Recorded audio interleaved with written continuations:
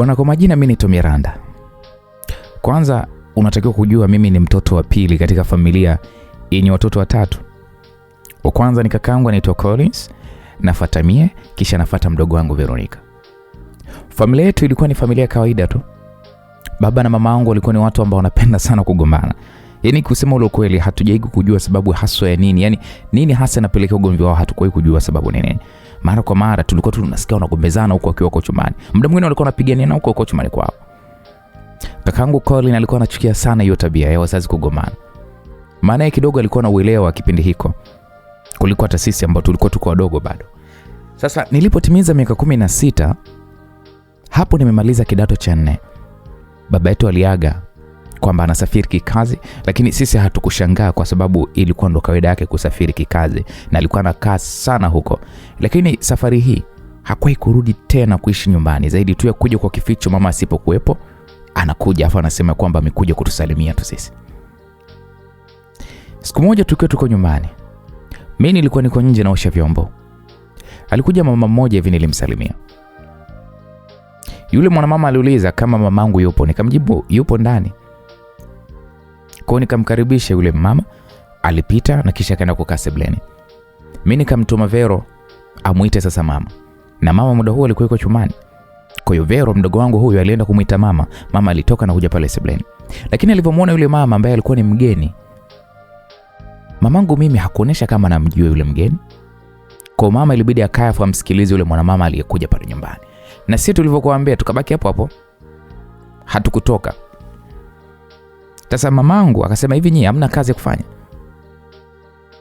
Niliwaambia nini wakija wageni? Mimi na mdogo wangu Veronica hapo tukabaki tunatazamana. Basi tukatoka nje kimya kimya, maana tungeendelea kubaki pale. Mama yetu Mwafrika tena wa asili kabisa, singetuacha salama. Yaani kama mgeni angeondoka, tungepewa mabanzi ya maana. Kwa mimi nikaendelea zangu kuosha vyombo, nikamwambia Vero awe na Suza. Kiukweli umbea ulinibana sana. Unajua nilikuwa natamani sana kusikia nini kinachoongelewa ndani na yule mgeni, lakini sikuweza kukisikia. Tukiwa pale pale nje, tuko busy tu na vyombo. Tukasikia mama anaanza kufoka. Lakini ufokaji wake ni alikuwa kama vile analia. Mpaka nikajiuliza, kuna nini? Mpaka niuliza kuna nini? Tukaacha pale kazi tulikuwa tunafanya. Tukaenda mbio kuchungulia, tukasikia mama anasema, "Sitaki kusikia habari za huyu mshenzi mimi. Si aliondoka kwangu? Si aliondoka kwangu? Nilimvumilia mengi sana. Kila siku kesi za wanawake mpaka akaamua kuniacha kabisa mimi na watoto na akahamia huko. Leo anaumwa ananifuata mimi, anataka niombe msamaha niende nikamuone hospitali. Kwani mwanamke wake yuko wapi mpaka nifuate mimi? Mniache, sitaki, naomba utoke kwangu." Mama huyo alikuwa anapayuka kweli kweli. Sasa mimi na mdogo wangu Vero tukabaki tunatazamana. Baba kumbe alikuwa kwa mwanamke mwingine, alimwacha mama. Sisi hatukujua hilo. Niliwaza afu nijikuta naumia sana. Mama alikuwa anahangaika peke yake sana kututafutia sisi chakula. Kazi yake kubwa mama ilikuwa ni kuuza samaki nje ya nyumba yetu. Ananunua wale samaki wengi, anawapara, sijui anawapani, afikisha anawaandaa, yani anawatengeneza tu vizuri afu anawakaanga. Watu wanakuja pale kununua nyumbani. Ndio hapo nikajua kumbe baba ametuhama. Ndio maana mama yetu anapambana na hangaika kutulea. Mama muda mwingine alikuwa anakoa sana, maskini ya Mungu, kwa sababu ya mwisho wa mafuta. Na alikuwa anahangaika yote hayo kwa sababu sisi watoto wake tule. Kumbe baba alikuwa na wanawake wengine. Aiseni niliumia sana. Kwa hiyo yule mama aliendelea pale kumbembeleza mama. Yule mgeni sasa akawa anaendelea kumbembeleza pale mama, na mwambie bwana. Akawa anasema pale, naomba uende. Uende mke wake wa ndoa. Hao wengine hawatambuliki popote. Hawana haki naye. Basi atapeleka hata watoto akamuone baba hao. Maana hali yake sio nzuri kabisa. Yule mgeni yule mwanamama alipoongea hivyo, mamangu mimi alikaa kimya tu. Tunasikia pale anavuta mafua kutuonesha kabisa alikuwa analia. Yule mama ambaye ni mgeni akasema, naomba ufanye hivyo tafadhali. Hali ya mume wako sio nzuri kabisa. Mimi nilikuja tu kukujulisha na kukuomba tu hivyo, kwa nakuomba ufikirie kwa umakini. Usijue kujutia maamuzi yako haya baadaye unayoyafanya sasa. Yule mgeni alivyoongea hivyo akaaga. Sisi tukakimbia kwa ajili ya kuendelea kufanya kazi zetu, tusijue, yani wasijue kama tulikuwa tunasikiliza ule umbea. Alipoondoka yule mgeni, mama akatoka akauliza, "Colin yuko wapi kaka yenu?" Mimi nikasema ametoka muda, sijui yuko wapi. Mama akasema nenda kamwangalie kwa kina Stani kule. Lazima ipo kule kwa rafiki yake Stani. Mwambie namuita haraka sana aje hapa. Nikasema sawa mama. Kwa pale nikatoka mbio mbio mpaka kwa kina Stani. Kweli nilimkuta kaka Colin yuko zake tu kubiza anacheza karata. Nilimwambia mama anakuita. Basi tukatoka pale wote mpaka nyumbani. Kaka Colin ndo alikuwa kipenzi cha, naweza nikasema alikuwa kipenzi na ndo alikuwa msiri wa mama. Yaani mama mambo yake mengi alikuwa anamshirikisha kaka Colin kuliko sie. Yaani mama akiwa na mambo yake au anapokuwa na mambo mengi anamhusisha kaka Colin. Na kaka Colin naye alikuwa ni mkubwa. Maana mimi na miaka 16, kwa hiyo tayari alikuwa na miaka 23. Mama alienda naye chumbani, waliongea pale na kisha tukaitwa sisi tukaambiwa baba anaumwa, hivyo kesho tutaenda kufanyaje kumwona. Tukasema sawa. Kwa kesho yake mapema sana tulijiandaa. Tukaenda mpaka Muhimbili hospitali. Tukaenda wodi alikuwa baba amelazwa, tukaenda pale tukamwona. Kwanza baba alivyotuona tu alifurahi sana. Maana alituita na kutuomba msamaha kwa kutuacha. Baba aliongea mengi sana. Unajua mpaka ile mtu anaongea mpaka na nyinyi mnaingiwa na simanzi. Naweza nikasema baba aliongea maneno mpaka sisi wenyewe tukajikuta tuna simanzi. Baba akasema kwamba anajuta kuacha familia yangu ya watoto wangu wapendwa. Sijui nini kilinipata mimi. Ona leo hii niko hivi hapa sijiwezi. Nimekosa sana mpaka najiona mimi ni mjinga. Naombeni mnisamehe sana wanangu. Baba yenu nimekosa. Sisi muda tulikuwa tunalia tu. Aliongea pia na mama pale. Mzee kauli yake kubwa ilikuwa ni kuomba msamaha. Muda kuona wagonjwa kaisha tukaondoka. Mchana tuliweza kurudi. Tulirudi pale na chakula, baba akala kidogo huku akiwa na furaha akisema kwamba anatupenda sana. Siku zote unajua hatukuelewa yale maneno ambayo alikuwa anayezungumza. Maskini mkume ndio alikuwa anatoaga hivyo. Jioni tukaenda tena lakini baba yetu hatukumkuta kitandani kwake. Palikuwa pametandikwa tu vizuri mashuka meupe. Mama alivyoona vile alikosa nguvu, kwanza alikaa chini. Mimi nikauliza mama, baba amehamishiwa wapi? Kakaangu hapo alimshika mama akaanza kumtoa nje ya wodi. Wodi ambao baba alikuwa amelazwa, alimtoa nje kwenye ile wodi. Na sasa tukawa tunawafuata. Tulipofika nje mama alianza kulia akimtaja baba. Hapo ndo tukagundua kwamba baba hatupo naye tena duniani. Kaka alipiga simu kwa kina baba mdogo na ndugu wengine. Kisha kafuatilia pale taratibu. Sisi hapo tulikuwa tunalia tu. Tukiwa pale, alikuja pale mdada mmoja hivi anamshepu hivi, yuko na mtoto wa miaka kama 8 hivi. Na alikuwa na mtoto mwingine yuko mgongoni. Mama alivyomwona tu yule mdada, alisimama kisha akamkwida akamwambia, "Umemfanya nini mume wangu wewe?" Na kuuliza umemfanya nini mume wangu? Sasa yule mdada mwenye mshepu alikuwa kimya tu. Mama akasema, "Haya, hayupo sasa amefariki. Umefurahi na roho yako, umefurahi na nafsi yako, muuaji mkubwa wewe. Umeniulia mume wangu na magonjwa yako." Mama alifoka, mama alijua kuongea. Sasa yule dada alikuwa kimya tu. Kaka alimsihi mama amwache yule mdada wa watu. Mama alimsikiliza kaka. Alimwachia yule mwanamke na kisha aliendelea tukulea. Ndugu walifika pale kwenye msiba. Msiba kwanza ulipelekwa nyumbani kwetu sasa. Tukazika huku yule dada yule mwenye mshepu yule pia alikuwepo mpaka msibani, mpaka msiba ulivyoisha alikuwepo. Wakati sasa kugawa mirathi ndio utata sasa ukaja. Yule dada naye alitaka apewe kwa ajili ya watoto wake. Na kumbe ndugu wa baba wengi maana walikuwa wanamjua yeye pamoja na wale watoto wake ya kwamba ni watoto wa babangu. Mama alilia sana, maana mvutano ulikuwa ni mkubwa sana na mwishowe ikamuliwa nyumba ibaki na sisi. Lakini vitu vingine viligawanywa kwa sisi watoto wote ikiwamo wale wa mchepuko wa baba. Msiba uliisha na maisha yakaendelea. Tukiendelea pale kuombeleza kuondokewa na baba yetu mpendwa. Matokeo ya shule alitoka. Mimi nilikuwa nimefeli kidato cha 4. Kipindi hiko kakaangu alishaanza kujishughulisha na kazi za garage na anamsaidia mama kipato cha kuweza kutolea sisi. Mama naye yuko busy sana na samaki wake kwa kanga. Maisha ni magumu lakini maisha ndo yanaenda. Sasa kipindi hiko mimi nilikuwa na shoga yangu. Shoga yangu alikuwa anaitwa Bella.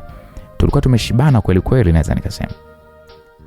Siku moja Bella alikuja nyumbani, tukapiga story sana na mwisho akaniambia kwamba shoga yangu, unaishi tu hapa unasubiri kula tu. Unasubiri kula tu na kwenda chooni. Kwa nini usianze sasa kujitafutia pesa zako wewe mwenyewe? Kuliko tu umekaa tu hapa kama vile mlemavu jamani, kulikoni? Kama shule ndo tushafeli shoga yangu. Kwa nini tusitafute kazi mitaani huko za kufanya na wewe ukawa pia unajipatia mali kwa unajipatia 200 zako? Mwanzo mimi nimepata kazi kwenye duka fulani Vila Mangi pale. Naanza kesho hivyo. Sasa shoga yangu alivyokuwa ananipanga hivyo nikasema kumbe hongera shoga yangu, na mimi basi niombe basi labda nitapata. Bella akaniambia sawa, fanya hivyo shoga yangu, maana ukiendelea kukaa hivyo utakuwa unampa mamako mzigo na utashindwa kuishi maisha yako unayotaka, shauri yako. Mimi nikaona ni kweli kabisa anachokizungumza. Basi baada ya story pale Bella aliondoka na mie nikamwambia mama lengo langu nini ambalo nataka kufanya. Mama akasema ni nafuu kama umeona ni hivyo, maana ukikaa tu humu ndani kama utumbo hujishughulishi kwa chochote wala hata ustikisiki na kufeli ushafeli, utakuwa huna maana, hebu nenda huko katafute. Nikasema sawa mama. Kwa siku iliyofuata mimi niliwahi kuamka, nikajifanyia pale usafi na kazi zote za ndani, kisha nikaoga, nikaenda zangu kuhangaika sasa kwa ajili ya kutafuta kazi. Nilipitia maduka mbalimbali nikiomba kazi lakini nilikosa, nikarudi nyumbani. Na siku iliyofuata pia nikatembea lakini sikupata kazi. Kupata kazi ilikuwa ni kazi kama vile kutafuta kazi. Mpaka unajua nilikata tamaa, nikarudi nyumbani. Mama akaniambia vipi, kuna matumaini? Nikasema wala hakuna hata matumaini mama. Hakuna matumaini. Na ungua tunajua. Mama alinitia moyo akaniambia usikate tamaa. Usikate tamaa. Pita hata kwa mama ntilie, omba kazi. Nikasema sawa. Kwa kweli siku iliyofuata nikaenda sasa kwenye migahawa na hangaika. Nikapata katika mgahawa fulani hivi kazi. Nikaambiwa nianze kesho yake ila nalipo 2,000. Yaani siku hiyo jioni nalipo 2,000 baada ya kazi. Nikaona yes, mambo si ndo hayo sasa. Nilikubali. Kwa nikarudi nyumbani kwa furaha kweli. Nilimwambia mama, akasema hongera. Zende kwa shosti yako. Mimi nikacheka tu. Kweli kesho yake mapema niliamka, nikafanya pale usafi nyumbani, kisha nikaenda kazini mida ya saa 1 hivi.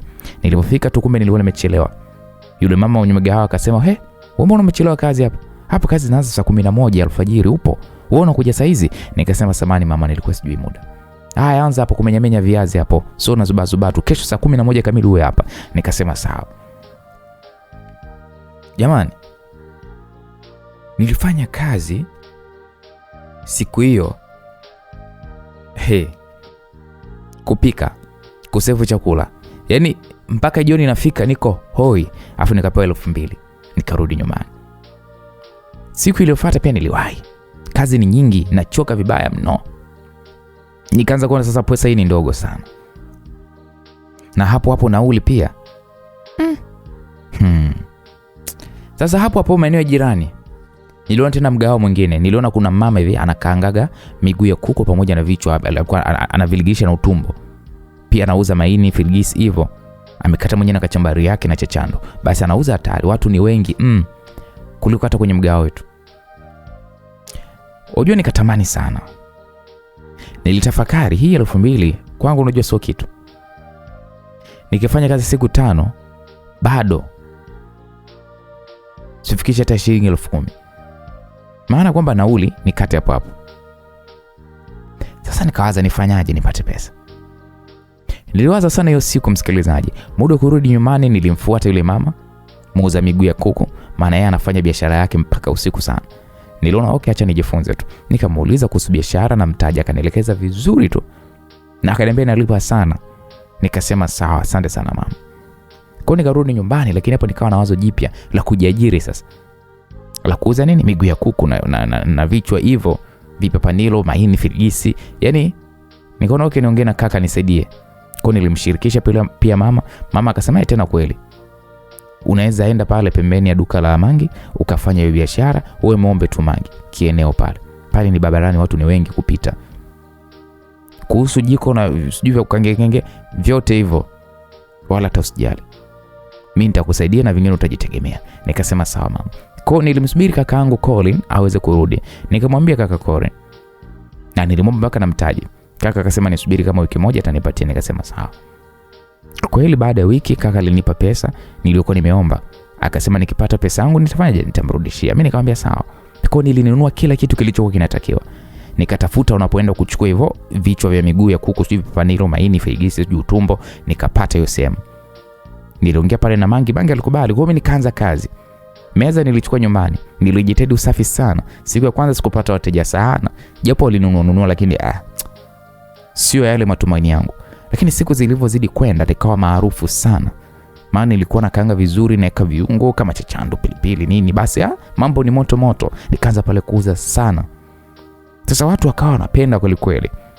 Na mtaa huo nilikuwa niko peke yangu ninayeuza. Hivyo nilijipatia wateja mie na kipato kikao kinaingia.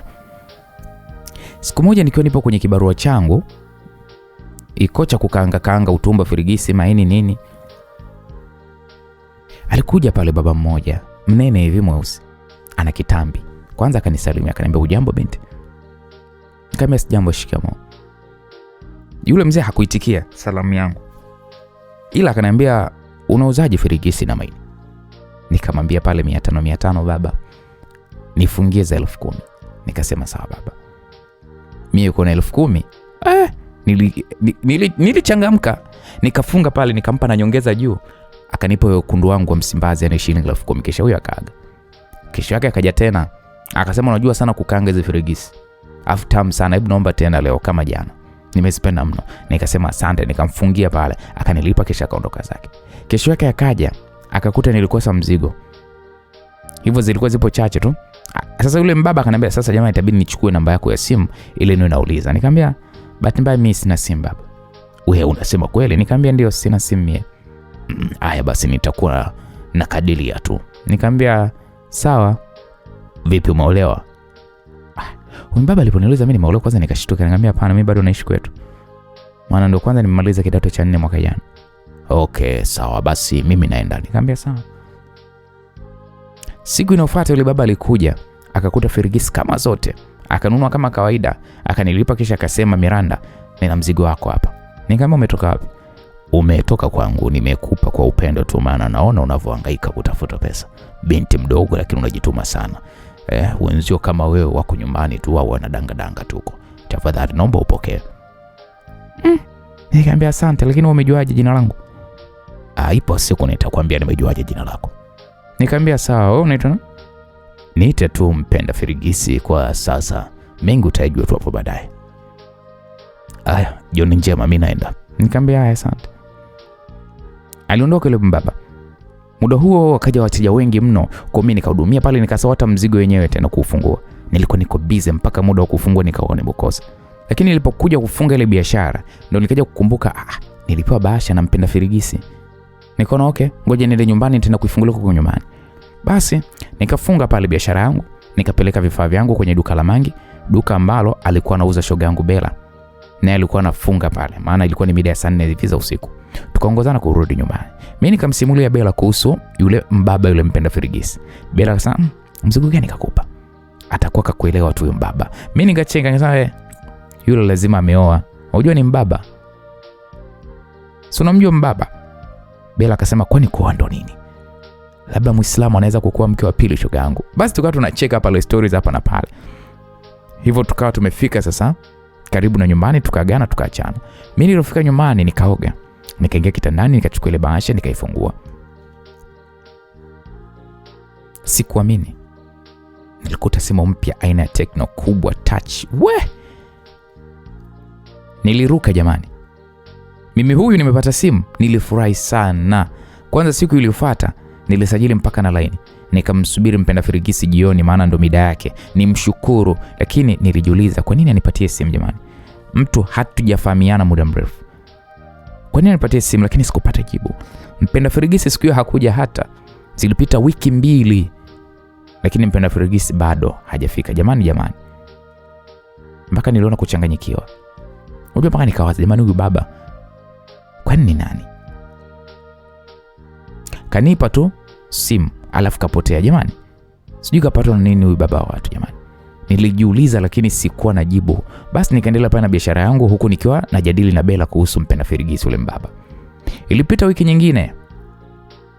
Mimi hapo niko busy na wateja. Mara Mpenda Firigisi naye bwana si akatokea huyo hapa. Jamani nilifurahi kumuona. Nikasema wewe ulipotelea wapi jamani? Kwanza akacheka, akasema nipe kwanza Firigisi zangu. Nipe Firigisi zangu kwanza bibi. Maswali mengi mimi na rosto bana. Nimetoka huko hata nyumbani sijafika, nimepitiliza kula Firigisi. Mimi hapo nikacheka, nikamwambia kama kawa, akasema ndio. Nikamwambia okay poa, ngoja nikufungie. Akasema anaanza kula hapa. Nikamwambia poa. Basi ngoja nikupe sahani. Kwa kawaida wateja wangu mimi ni wanachukua na kuondoka, ila wanaokula pale pale na waweke kwenye karatasi, wanasimama pembeni ya meza wanakula. Lakini mpenda firigisi niliona ni mheshimu. Nilimwekea katika sahani yangu mwenyewe ambayo naliega chakula. Kulikuwa kuna benchi, nikamwambia basi kaa hapa. Akasema asante, mimi nitasimama tu, nimekaa sana. Nikasema sawa. Akasema basi naomba ukaninunulie soda pale 2. Maana nina kiu sana. Nikamwambia 2 utamaliza?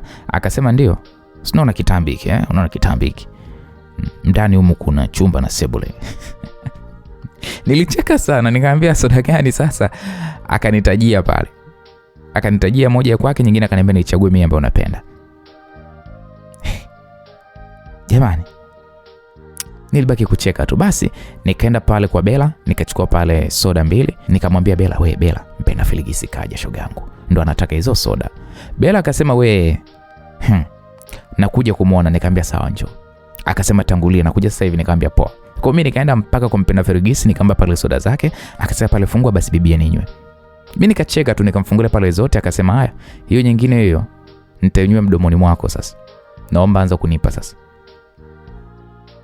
Nilicheka, nikamwambia asante sana. Akasema asante nini? Unatumia mdomo wako tu kidogo, lakini kushiba na shiba mimi. Mimi nilicheka. Akaniambia haya, chukua basi firigisi na maini utakayo, alafu agiza chips pale ule. Nikamwambia asante sana. Nikamwita pale chips mwenyewe, nikaagiza pale vikaletwa, nikaanza kula pale huku tukawa tunaongea. Na huyu mbaba mpenda firigisi ananichekesha hatari. Na siku hiyo hata sikuwa na wateja wengi wala. Kwa mpenda firigisi akasema naomba namba yako ya simu basi bibi, au bado huna simu? Mimi nikafurahi, nikamwambia asante sana kwa simu nzuri sana. Nimependa mno, unajua sikutegemea kuwa na simu nzuri hivi. Asante kwa kushukuru bibi mzuri kama wewe. Hutaki kukosa simu bwana. Aya nipe basi namba yako. Nikamwambia okay sawa. Nikampa pale kanibip. Nikasema ni save nani? Akasema andika tu firigisi. Nikasema sio vizuri lakini kwani shida ni nini? Wewe andika tu firigisi. Okay, sawa. Kwa tuliongea pale mpaka mida ya 2 za usiku. Siku hiyo ndo aliniungisha kusema ule kweli na watu wachache tu, na kisha tukaagana, huyo yakaondoka zake. Mpenda firigisi alianza kunitumia message mara kwa mara. Na hata kunipigia pia. Na kipindi hiko mimi sikuwa na mwanaume yote, maana mimi niliwahi kuwa naye kipindi nasoma kidato cha 4. Mwanzoni hivi aliharibu kitu usichana wangu, lakini alikuwa ni fisi tu. Alishia tu kunisaliti na kuwa na wanawake wengine tu. Nikaona yani ni mie foleni. Tukaachana mwezi wa 9, mimi ndo nikawa niko single mpaka leo. Mpenda firigisi baba alijua kunikabidhi sana na simu. Na pia aliniungisha kila siku kuhakikisha kwamba yani kila siku alikuwa anakula na mimi nikirudi nyumbani ni kulala tu. Kwa nilianza kukamata vijipesa kidogo kidogo, maana mpenda firigisi alikuwa ni mteja wa uhakika. Mama aliona simu yangu akauliza, nikamwambia nimenunua bei nafuu tu, kuna mtu alikuwa na shida akaniuzia na sijamaliza hata kulipa. Mama akakubali maneno yangu. Siku moja mama yangu aliugua ghafla, pressure yake ilipanda sana. Alianguka tu. Kwa mimi nilipigiwa simu na jirani ndo akaniambia. Basi nikamwomba pale Bella nifungie, mimi nikakimbia kuelekea nyumbani. Kisha nikakodi taxi nikampeleka mamangu hospitalini. Nilimpigia kaka lakini hakupatikana. Maana kipindi hiko kakangu alikuwa ameshakuwa dereva wa magari mikoani. Hivyo muda mwingi hayuko na njiani sio muda wote network inakamata, no. Kwa nilifika hospitalini nikatumia pale kibango yote, maana matibabu yalikuwa ni gharama sana, lakini sikujali, ili mradi tu mamangu apone. Kwa nilihangaika huku na huko na mdogo wangu Vero pamoja na jirani yetu mama Amina mpaka jioni nilipoweza kutulia sasa. Na muda wote mimi sikushika hata simu.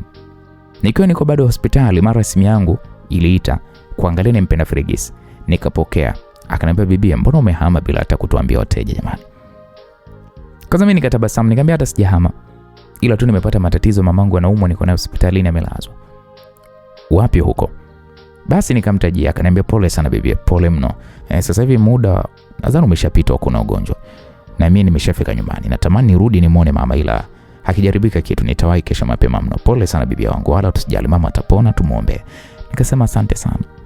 Haya basi nikuache, nitakupigia baadaye. Nikamwambia okay sawa. Nilivokata tu simu, message kaingia imethibitishwa shilingi 100,000 kutoka kwa Fred Mdemu. Kucheck namba ni ile ile ya mbaba. Nikasema oh, kumbe anaitwa Fred. Nikamtumia pale message, nikamwambia asante, nimeipata. Akaniambia usijali bibi, hiyo ikusaidia hata kwenye nauli na matunda ya mgonjwa. Nikamwambia asante sana na Mungu akubariki. Amen, tumombe mama apone. Nikamwambia amina. Kwa nikarudi nyumbani, lakini nilikuwa na matumaini, maana ilikuwa sina tena pressure kabisa. Kaka naye alinipigia simu, nikamwambia naye. Kwa naye akatuma shilingi 40,000, nikamshukuru mno. Nilisali sana hiyo siku. Niliogopa sana mama asije akatuacha kama baba alivyotuacha. Nilimwombea sana kwa Mungu, Mungu ampe afya njema mamangu. Kisha nikalala. Kulipokucha, nilipika pale uji nikawahi hospitali na mama Amina ambaye ni jirani yetu pamoja na mdogo wangu Vero. Tulifika tukamkuta mama ana nafuu. Akanywa uji, mara simu yangu mipale ikaita kucheki, alikuwa nimpenda Frigisi, yani Freddy. Nilipokea. Akauliza mko wodi ngapi? Nikamwelekeza pale, akafika na mfuko mkubwa hivi. Akanipatia, akasalimia pale kina mama na kisha akampa mama pole na akauliza anaendeleaje. Mama akasema nafuu leo. Pia mama alimshukuru mno Freddy.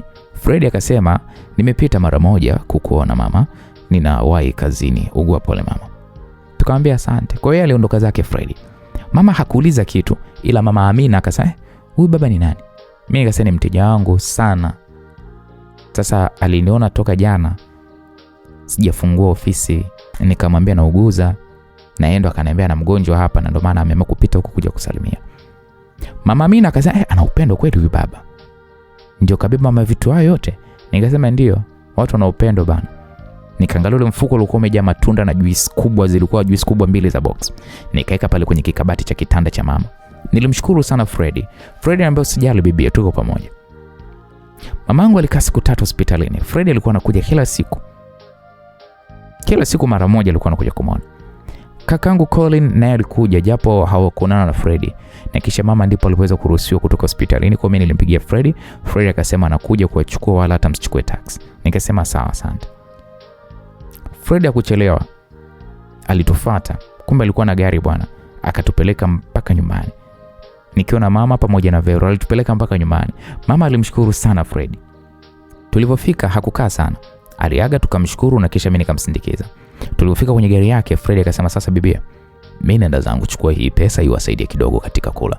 Nikamwambia asante sana, umenisaidia sana Freddy, ubarikiwe. Huyo Freddy ndo nani? Mbona unaniita majina ya watu wengine jamani? Nikisema najua wewe ndo Freddy jamani. Naomba tu nikuite tu hivyo.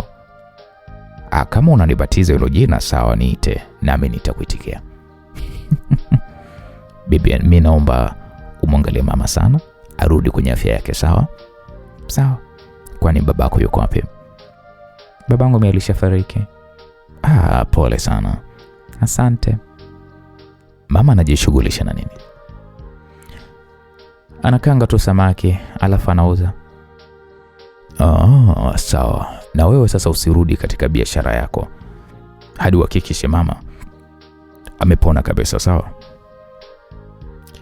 Hata kama nikitaka kurudi siwezi kwa sasa, maana sina mtaji na vilivyobaki Bella rafiki yangu alishauza na pesa nikatumia hospitali na nyumbani, hivyo hadi nijipange tena upya.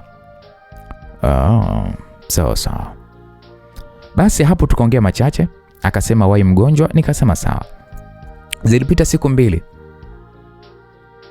Freddy akaja nyumbani akatuona na kisha akasema bibie, nifuate kwenye gari. Mimi nikaenda na Vero. Freddy akasema naomba mshushe vitu kwenye buti. Hivyo sukume siku 2-3.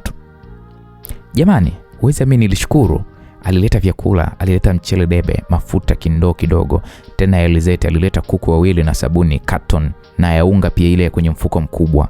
Tulishusha pale, mama alishukuru sana. Na kisha kampa mama pesa. Sikujua ni shilingi ngapi, ila niliona tu ni wekundu. Kisha akasema, "Mama, naomba usirudi kupika samaki. Maana kwa afya yako ni hatari sana. Mungu akijalia tutakutafutia kazi ya kufanya mama yetu, sawa?" Mama alimuitikia pale, akamwambia, "Sawa, asante sana mwanangu." Unajua Freddy ni mkubwa, labda mama amuite ni mdogo wangu ila sio mwanangu. Lakini mbele ya pesa mama aliita mwanangu, fanya mchezo nini? Freddy aliaga pale kisha akaondoka zake. Kwa mama sasa ilibidi aniite mimi. Akaniambia, "Mwanangu, huyu baba ni mwema sana. Mwema sana kwetu. Naomba kujua ni nani yako." Nikasema, "Mama, mimi ni rafiki yangu tu." Hapo nilimsimulia mama tulivyokutanaga. Mama akasema, "Mwanangu, huyu anaonesha amekupenda. Lakini je, hana mke? Maana ni Mkristo huyu baba mwanangu." Nikamwambia mama hajawahi kuniambia na sisi tunahitaji msaada. Mimi sijamuomba. Acha tusaidie. Hana shida baba watu. Kwanza hajawahi hata kunitamkia mambo ya mapenzi. Haya, sawa. Uweza mimi ni msikilizaji. Basi ilipita wiki 2. Fred akaja nyumbani, alileta kuku tena na samaki pamoja na juice. Tulimpokea pale kaka. Akasema ana maongezi na mama. Mimi kwa hiyo nitoke, nikawapisha na baada ya muda mama aliniita nikaenda pale. Akasema Fred ameaga, nataka kuondoka, msindikize. Nikasema sawa. Kwa tukanyanyuka pale nikamsindikiza Fred. Tulipofika katika gari, Fred akasema bibi, nafikiria kujenga chumba hapo nje kwenu maana kuna barabara ya mtaa. Ni pazuri kwa biashara ya duka la dawa. Mimi nikamwambia unasema? Au sije kuelewa, unataka ufanyaje? Mama ameniambia alishawahi kusomea mambo ya kuuza madawa ya binadamu na ana vyeti, na ndiko babako alikomkuta akiuza duka la dawa, kwa akampenda na kumwachisha kazi. Sasa nadhani tukimfungulia duka la dawa atakuwa huru zaidi na afya itarejea. Unajua nilimwangalia sikuamini. Huyu mtu mbona kama kaja hivi? Yaani kwa nini anafanya yote haya kwangu? Nikamwambia Fred, yaani kwa nini unafanya yote haya? Hapo machozi yakiwa yanatoka, akaniambia bibi, acha maswali, kesho nitaleta mafundi hapa maana mama amenionyesha kiwanja kinapoishia. Hivyo ujenzi wa msingi utaanza kesho. Nikamwambia Fred, sijui nikulipe nini? Sitaki kulipwa mimi. Hebu nenda ndani, sitaki kuona sura inalia. Bye. Kwa Fred alipanda gari yake akaondoka. Nilirudi ndani nikamwambia mama, hivi ni kweli alichokisema? Mama akaniambia kaniambia pia na mimi. Nimeshangaa. Huyu baba huyu jamani. Nikamwambia mama, mwacha jenge tu mama. Kesho yake pale walikuja mafundi na kijana ambaye mimi sikumfahamu. Wakakaribishwa pale na mama. Kumbe bwana ni mafundi. Na huyo kaka mwingine ni engineer. Mama aliwaonyesha pale kiwanja kinapoishia, wakaoneshana pale namna duka litakavyokuwa. Yule kaka kawapa ramani na kisha kaaga kondoka zake. Wale mafundi walichimba pale misingi na baada ya muda mawe yaliletwa pale, wakapanga mpaka majira jioni. Kazi yetu ilikuwa si kuwapikia tu na kuwasaidia kazi za hapa na pale. Walikuwa kwa 4. Siku hiyo walimaliza msingi maana ni vyumba 2 tu, kisha wakaondoka. Kesho yake matofali ya block na simenti zikaletwa pale. Maji nyumbani yapo. Kwa ujenzi ukaanza mpaka level ya madirisha ndo akaacha. Kesho yake frame za madirisha ya chuma zikaletwa wakaweka. Ujenzi wa vyumba 2 uliisha ndani wiki moja tu. Maana kulikuwa kuna renta pamoja na kuwezeka. Wiki moja. Pesa ni pesa tu aisee. Majirani walikuwa wanashangaa tu. Kaka naye alirudi, akaona. Mama akamwambia tumepata msaada sababu yeye ni mjane. Kaka kaamini bwana. Kaka hakuambiwa ukweli.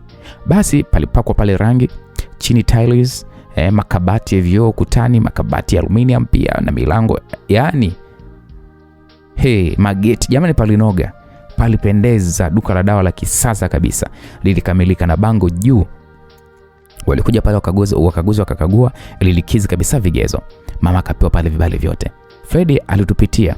Tukaenda kufuata dawa za jumla. Niko na mama. Akatuambia hili ndo duka wanalo jumlisha dawa kwa bei nzuri. Mtakuwa mnakuja hapa kununua. Basi tulifunga pale dawa za kutosha. Pesa ilimtoka Fred haswa na kisha tukaambiwa tunaletewa na wao wenyewe, yani wanazileta mpaka nyumbani. Basi tukaondoka, hatukondoka na mzigo. Tulipofika tu mzigo huo na wenyewe pia kwa umefika, mzigo wa madawa. Fred alitusaidia pale kupanga mpaka tulipomaliza kumaliza na kisha ndipo Fred akaaga. Mama akasema hapana. Naomba ule mwanangu usiondoke vivi. Naomba sana hujawahi kula kabisa. Mimi ni mama yako. Sitaki ukatae chakula ninachokipika. Fred hakuwa na ujanja, ilibidi akubali. Tulikoleza pale majiko 2 tukapika haraka. Mida ya saa 4 za usiku tulikula kisha mama akamshukuru sana Fred. Fred akasema usijali mama, kuwa na amani. Kwa Fred ilibidi aage na kisha kaondoka zake. Mama akaanza kazi rasmi ya kuuza duka la dawa. Mimi niko nyumbani. Japo Fred alikuwa ananipa pesa za matumizi. Siku moja Fred alinipigia akaniambia bibie, na safari ya kikazi naenda Dodoma, naomba unisindikize. Nitafurahi sana ukikubali bibie. Tutakaa siku 4 alafu ndo tutageuza kwa ajili ya kurudi huku. Mimi hapo tena kumekucha.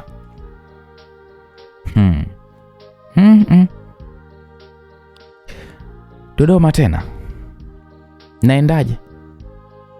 Na mama anamwagaje? Fred akaniambia kwa sasa hebu mdanganye kwanza, ila itafika wakati utakuwa unamwaga kuwa unamsindikiza mpenda firigisi. Haya sawa. Kwa nilimsimulia pale shoga yangu Bella. Akasema nenda bana we, baba huyo ana hela huyo. Atakutoa kwenye umaskini.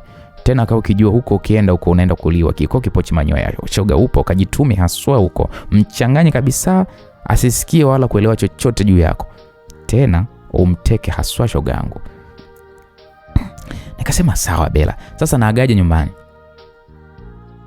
Bella kaniambia huwa mtu yote yule. Wewe sema tunaenda msibani huko. Kumbe unaenda zako kujilia raha huko Dodoma. Umekosa nini shoga yangu? Nenda shoga, tena akufungulie biashara na wewe. Nikasema sawa nitajitahidi. Kwa nilirudi nyumbani. Mama alikuwa zake dukani kwake. Nikamwambia kuna rafiki yangu amefiwa na babake. Hivyo wanasafirisha kwenda Dodoma. Naomba niende. Mama akasema mbona Dodoma? Mbona mbali jamani? Nikasema mama, mimi nilipofiwa alikuja na alilala na mimi alilala na mimi siku 4 mama. Acha tu niende. Mama akasema kweli kama alikuja na wewe basi ni lazima ufanye uende huko ukalipe deni. Kwa hapo nikafurahi nikasema sawa mama. Kwa nilienda nyumbani nikaanza kuangalia nguo za kubeba. Kiukweli sikuwa na nguo za maana kabisa. Nguo zangu za kubeba zilikuwa kuku zimechoka na sio nzuri. Yaani haziendani na usasa wa sasa hivi. Sasa mimi nitambona nitamtia Fred aibu. Sasa nafanyaje? Kwa nikawaza niazime nguo. Nikaona hapana sio sawa. Acha nivae hizi. Nikatafuta ambazo naona angalau nikachukua pale na kipochi cha mama. Sio kizuri lakini sina begi, sina jeans. Nikaeka pale nikampigia mpenda firigisi nikamwambia mimi niko tayari. Akasema asante basi kesho asubuhi saa 12 nikukute ulipokuwa unauzia pale firigisi. Sawa bibi? Nikamwambia sawa. Kwa nilipika nyumbani tukala, tukaenda kulala. Kesho yake mapema niliamka nikaoga na kujiandaa. Nikamwaga mama, yeye alikuwa bado amelala. Nilitoka zangu mpaka tulipoweza kukubaliana nikakuta pale Fred ameshafika. Nikaingia ndani ya gari. Kwanza alinisalimia. Na ndipo safari ilianza. Fred alisema bibi, hiyo pochi ya mama mkwe wangu nini eti? Mimi nikacheka nikamwambia wewe umejuaje? Nimeona ni ya kiutu uzima, sasa kwa nini umebeba hiyo? Ngasa Fred, nitaka nisikusindikize kusema ukweli. Maana nitatia aibu. Mimi sina nguo za kutokea, sina begi. Bibi, hivyo ni vitu vidogo sana hivyo. Kwani umevaa gunia hapo? Mbona uko vizuri tu na umependeza? Tukiwahi kufika tutaangalia, wala tusijali bibi. Uko nampenda firigisi wako hapa. Jamani. Huyu ndo mama anamuita mama mkwe wake tayari. Naye anajipa cheo cha wangu. Naenda kuliwa mimi huko. Takoma. Basi safari iliendelea. Safari ilikuwa ni nzuri sana. Fred alinielekeza miji mbalimbali, sehemu tulizokuwa tunapita, sehemu zingine tulikuwa tunasimama tunakula, tunaangalia tu. Tulifika Dodoma muda mzuri tu. Tukaenda mpaka hoteli alikuwa ameandaliwa. Ni hoteli haswa nzuri mno. Akasema bibi, leo tutapumzika humu. Naomba tuoge kwanza, tutoe uchovu na kisha nikande mgongo alafu tuende madukani. Kuoga tena jamani na kukandana migongo. Kiukweli sikuwa na hisia na Fred za kimapenzi. Nilimpenda sababu ya ucheshi wake na misaada yake. Hivyo moyoni ilikuwa ni mgumu sana kuweza kukubali kuoga naye. Fred bila hata ya aibu, wewe amini, alianza kutoa nguo zake kabaki mtupu kabisa. Yaani naona kila kitu chake mwilini. Na kitambi chake mwenye kikubwa. Akafungua pale begi lake, akatoa sabuni, mswaki na dawa yake. Akasema bibi, upende kuoga? Hebu twende bwana, acha uchafu bibi. Uone aibu. Sasa hapo ilibidi mimi nicheke kwanza. Nikaanza pale kuvunga taratibu huku nikiogopa. Nilijua nini kinachofuata ni ITV tu. Japo sijatongozwa na huyu mbaba jamani, lakini nilijua hapo lazima nitalio. Fred alitangulia bafuni, mimi nikajivuta nikavaa pale kitenge nikamsubiri. Alivotoka tu nikaingia, nikaoga, nikatoka pale nikakuta amelala kitandani. Alivyoona nimefika akaniambia njoo nikande mgongo, mafuta hayo hapa. Hakuwa na aibu nyie. Yaani yupo mtupu kabisa huyu mbaba. Nikasema sawa. Kwa hiyo nikaenda pale kumkalea kiunoni. Nikaanza pale kumkanda mgongo masaji. Fred alikuwa anatoa tu miguno ya raha, anaguna hatari. Nilimkanda muda mrefu sana na kisha akaniambia bibi, kweli wewe fundi. Inatosha sasa. Hapo mimi ndo nikatoka mgongoni mwake nikaenda kunawa mikono kwenye sink. Na kisha nikarudi nikamwona amelala chali. Huko mashine yake ile nyembamba ilikuwa ni ndefu hivi kiasi, ilikuwa imesimama dede. Akasema bibi nakuhitaji sana, naomba uje basi uikalie basi nifurahie, mpenda firigisi mimi. Nilibaki nimesimama tu, akaniambia njoo basi tunachelewa kununua nguo, maduka yatafungwa, nataka tutoke leo twende klabu pia kimoja tu cha uzima kwanza. Unajua kwanza nilipiga moyo konde, sikuwa na hisia naye. Nikasogea pale, nikatoa kitenge, Fred alindaka kaanza pale kuninyonya midomo. Anavyonyonya sasa kama vile kiboko vile, mimate na mdondoka, yani hadi kinyaa. Akanipaka paka mimate kwenye kipochi manyoya changu, akakalainisha hivi juu. Nikakumbuka maneno ya Bella ya kwamba ukajitume huko, huyu mbaba atakufikisha mbali, na atanitoa kwenye maskini. Kwa hiyo nikaanza pale kukata maono, kitu kiko tayari ndani. Nilimpa maono Fred huko nalia uongo na kweli. Lakini sikuwa na hisia naye. Basi nilikuwa na muenjoy tu. Naona Frida na data kabisa yani. Nilichuchumaa, sio kumfinya kwa ndani huko jamani. Alilia Fred huku akiniambia sikukosea kukupenda wewe, na kupenda sana Miranda, hivi na hivi. Maneno yanamtoka. Toto mtundu wewe, ai mama wewe, Miranda nakuja mwenzio, nakuja nipoke, nakuja hiyo idake hiyo. Yani anavyolia. Nusura nicheke. Nilipoona hivyo kwanza nikajitoa pale juu yake. Fred akashtuka akasema bibi vipi tena? Mbona unanitesa sasa jamani, nilikuwa nakuja mimi. Nikamwambia tulia. Nikaanza pale kumshika kitambi na kifua chake, mara nimnongoneze sikioni, nivute vile vititi vyake vile, basi anarukaruka mwenyewe na kitambi chake kinatetemeka. Akasema baby tulia basi, na mimi nitakupa raha za dunia, tulia na mimi. Mimi kusikia hivyo atanipa raha za dunia, nikamkalia tena mauno kama yote. Mara kanigeuza yeye sasa. Yeye akawa juu. Basi kitambi jamani. Yaani kasa sasa nimepakata mtumbo wake ule. Anapambana mwenye akamaliza pale. Kaniletea kama furushi. Yaani ni mzito. Nyie. Nikasema unaniua jamani. Fred akasema itabidi sasa uzoe kunibeba mpenzi wangu. Yaani anaongea kwa na hema kama vile anataka kufa. Unajua nikacheka, nikamsukumia huko pembeni. Ana hema hatari. Pale na usingizi ukampitia. Mimi niliamka nikaenda bafuni kuoga tena. Yaani sikusikia raha yoyote ile jamani. Mnajua sikusikia raha. Nikajiosha pale vizuri, nikarudi pale kumshtua. Akaamka akaenda kujumwagia maji na kisha karudi. Kwa tulivaa pale tukatoka hapo, mida ilikuwa ya saa 1 usiku. Bahati nzuri maduka mengi yalikuwa yako wazi. Kwa ni kweli Fred alinunulia pale nguo. Tena nilipenda suruali za jeans na top na viatu pia, begi kubwa na lile la mgongoni pia, chupi za kutosha. Tukaweka pale kwenye gari tukarudi hoteli. Akasema sasa twende tukale nje huko na kisha twende club. Nikasema sawa. Kwa nilibadili pale nguo. Nikavaa mpya. Tukatoka kwenda viwanja, tukala na kisha club. Mimi nilishajifunzaga kunywa bia kitambo tu. Hivyo nikaagiza zangu pale kwa sifa tu Savana, yeye akawa anakunywa konyagi na energy yake pale. Tulikunywa na kucheza. Sasa muda ukazidi kwenda. Fred amelewa vibaya mno. Mara kaanza kunisema, "Wewe mbona unakaa mbali na mimi? Au kuna mtu anakutongoza hapa?" Nikamwambia nani tena ananitongoza mimi Fred? Fred akasema, "Nimeshtuka na kuambia mimi sipendi hivyo bwana vitu. Mimi nitapiga mtu, yani unatongozwa na wewe unafurahi tu wakati mimi nipo." Nikasema Fred, mbona hata sijaongea na mtu mie? Hapo Fred akanishika kwa nguvu akasema, wewe ni malaya." Nikamwambia Fred, mimi sio malaya. Mbona nikosea heshima? Hebu naomba uniache. Lakini imagine Fred hakuniachia. Yaani alikuwa kama mtu amechanganyikiwa, yaani kama wivu ulikuwa umempanda, akawa anaongea ovyo sana. Ananisema mno. Unajua mpaka nilijisikia vibaya mno. Mpaka nilianza kulia. Mara akatokea baba mwingine yuko na mdada hivi mdogo kama mimi. Akasema, "Fred, nimekutafuta sana bwana. Mbona upokee simu bwana?" Fred akasema, umefika. Bwana simu yangu ilizima chaji bwana. Ilizima chaji bwana Bonge. Bonge akasema, "Bila shaka huyu ndio shemeji yangu bwana Miranda, huyu ndio Miranda." Fred akasema, "Ndio ndo yeye kabisa." Bonge akasema, "Sasa mbona umemkwida hivyo?" Huyo ameshaanza mambo yake, yani kaja na mimi hapa alafu anatongoza mbele yangu na vijana anacheka tu, mimi sijapenda. Mimi nikamwambia Fred, kuwa mkweli. Hata sijaongea na mtu. Unanibishia sasa. Bado uombe msamaha unanibishia. Nimekwambia sipendi mimi. Mimi ni mtu mbaya sana, sipendi tabia za kombovu. Sasa wakati Fred anaongea hivyo Bonge akamwambiaje, "Mwache bwana mshikaji, amekuelewa bwana, usimkabe bwana. Akileti picha nzuri. Kwanza mwende mkalali sasa hivi, nimeshachoka na safari." Kwani mmekuja na gari yenu?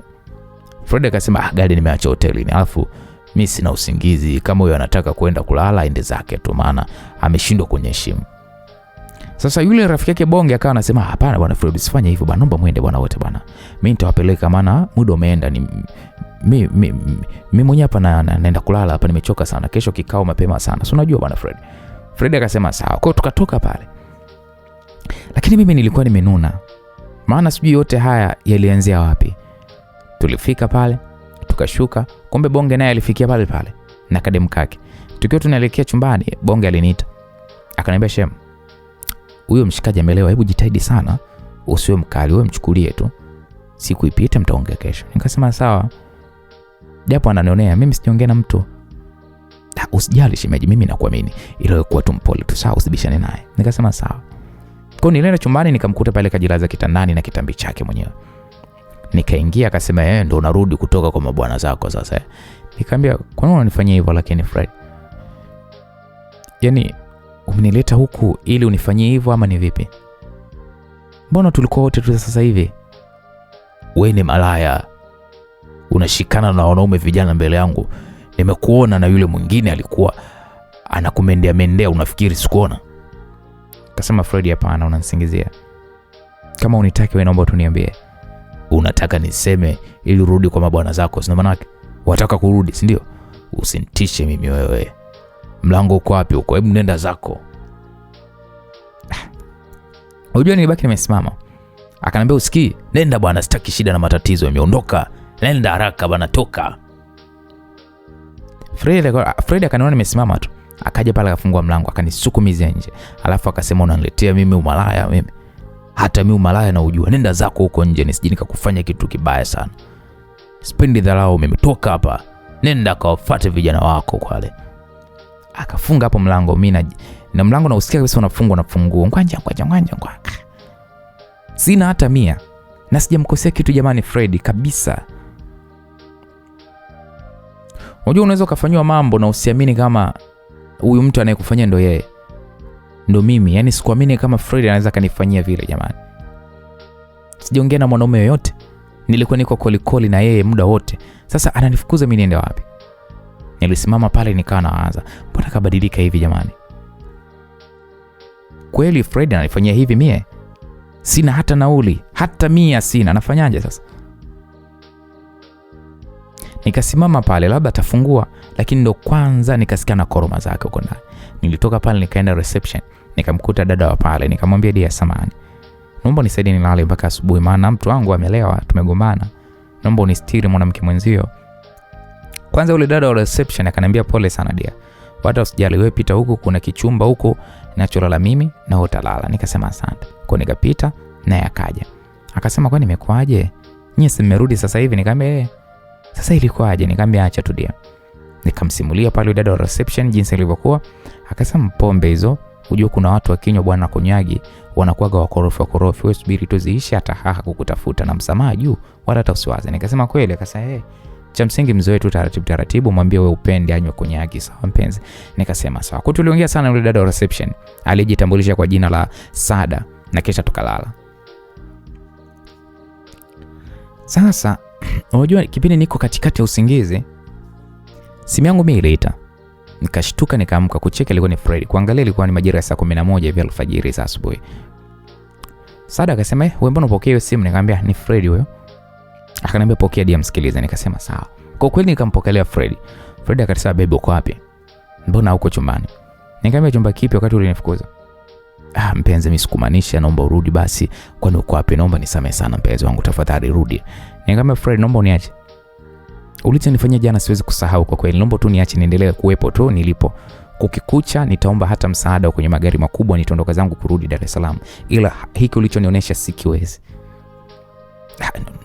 No baby wangu, usifanye hivyo. Naomba uje tafadhali tuongee. Unajua mimi nakupenda sana, nisamee. Sikuona vizuri ujue nakupenda. Ndio maana mimi na wivu na wewe. Nikamwambia kumbe unakumbuka ulichokifanya? Basi kama unakumbuka hatuwezani mimi na wewe. Niambie basi ulipo basi mimi nikufuate mpenzi wangu. Sitaki.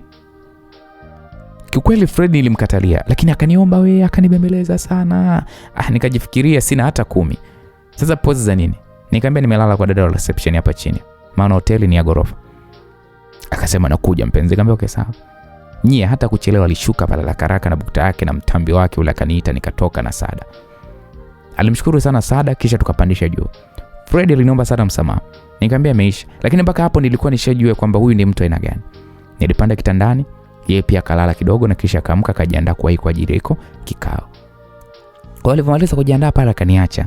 Lakini aliniachana pesa akasema baby, naomba sana unisamehe. Naomba nikukute. Ile ilitokea jana mimi sikupenda pia. Ni pombe tu, naomba usije ukaondoka, sitorudia tena kunywa mpenzi wangu. Nikamwambia okay sawa. Hapo hotelini huwa anatoa kifungua kinywa. Kwa hiyo wewe utashuka tu hadi restaurant yao pale, utawaambia unataka nini. Sawa mpenzi wangu, atakupatia. Na ukitaka kutembea mjini kidogo sawa. Na ndio maana nimekuachia pesa mpenzi wangu. Nikamwambia okay sawa. Basi kweli Fred akaondoka. Mimi nikaendelea pale kulala. Mpaka mida ya saa 4 hivi ndo nikaamka, nikaoga, nikaenda kunywa chai na kisha ndo nikatoka, maana Sada alikuwa ameshatoka. Nilitembea mjini, nikanunua pale vipochi vyangu mwenyewe maana nilikuwa sina. Nikanunua pale na mkoba kisha nikarudi zangu hoteli. Maana alisema kwamba hata kama nataka kula nile atalipa mchana. Hivyo niliagiza pale msosi, nikakaa kule restaurant, nikala, nikarudi zangu chumbani kuchati na shoga yangu Bella. Bella nilimsimulia leo jili. Bella akaniambia wewe potezea wewe bwana, wewe angalia maisha yako. Tena mwambie unataka biashara. Nikasema okay sawa. Fred naye alikuwa anatuma message. Muda mwingi anatuma message. Basi mimi namjibu mpaka jioni. Aliporudi tukaoga tena, nikampa kimoja na kisha ndo tukatoka na rafiki zake. Tukala na kunywa, japo Fred alikuwa anakunywa bia tu siku hiyo. Kwa hiyo siku naweza nikasema iliisha vizuri. Hapakuwa na ugomvi. Tulikaa unajua siku zote. Na alipomaliza pale kikao tukarudi Dar es Salaam. Tuka njiani. Mimi nikamwambia baby, unajua nimechoka tu kukaa nyumbani, nafikiria kwenda kwa mama mdogo Mbeya. Kwa nini? Nikamwambia sasa nakaa tu sijazoea, alafu afadhali bora niende tu kwa mama mdogo tu nikatafute kazi yoyote huko Mbeya. Hebu ngoja kwanza baby, unajua utakiwi kuwa na haraka. Sasa wakati ananiambia hivyo, huyu mbaba mara simu yake ikaita pale. Akapokea. Akasema niko njiani ndo narudi hivi. Nini shida? Nakuja tumpeleke hospitali. Basi Fred alipomaliza kuzungumza akakata ile simu. Nikamwambia vipi, kwema kweli? Unajua mtoto wangu anaumwa. Hivyo mama yake ndo kapiga hapa simu.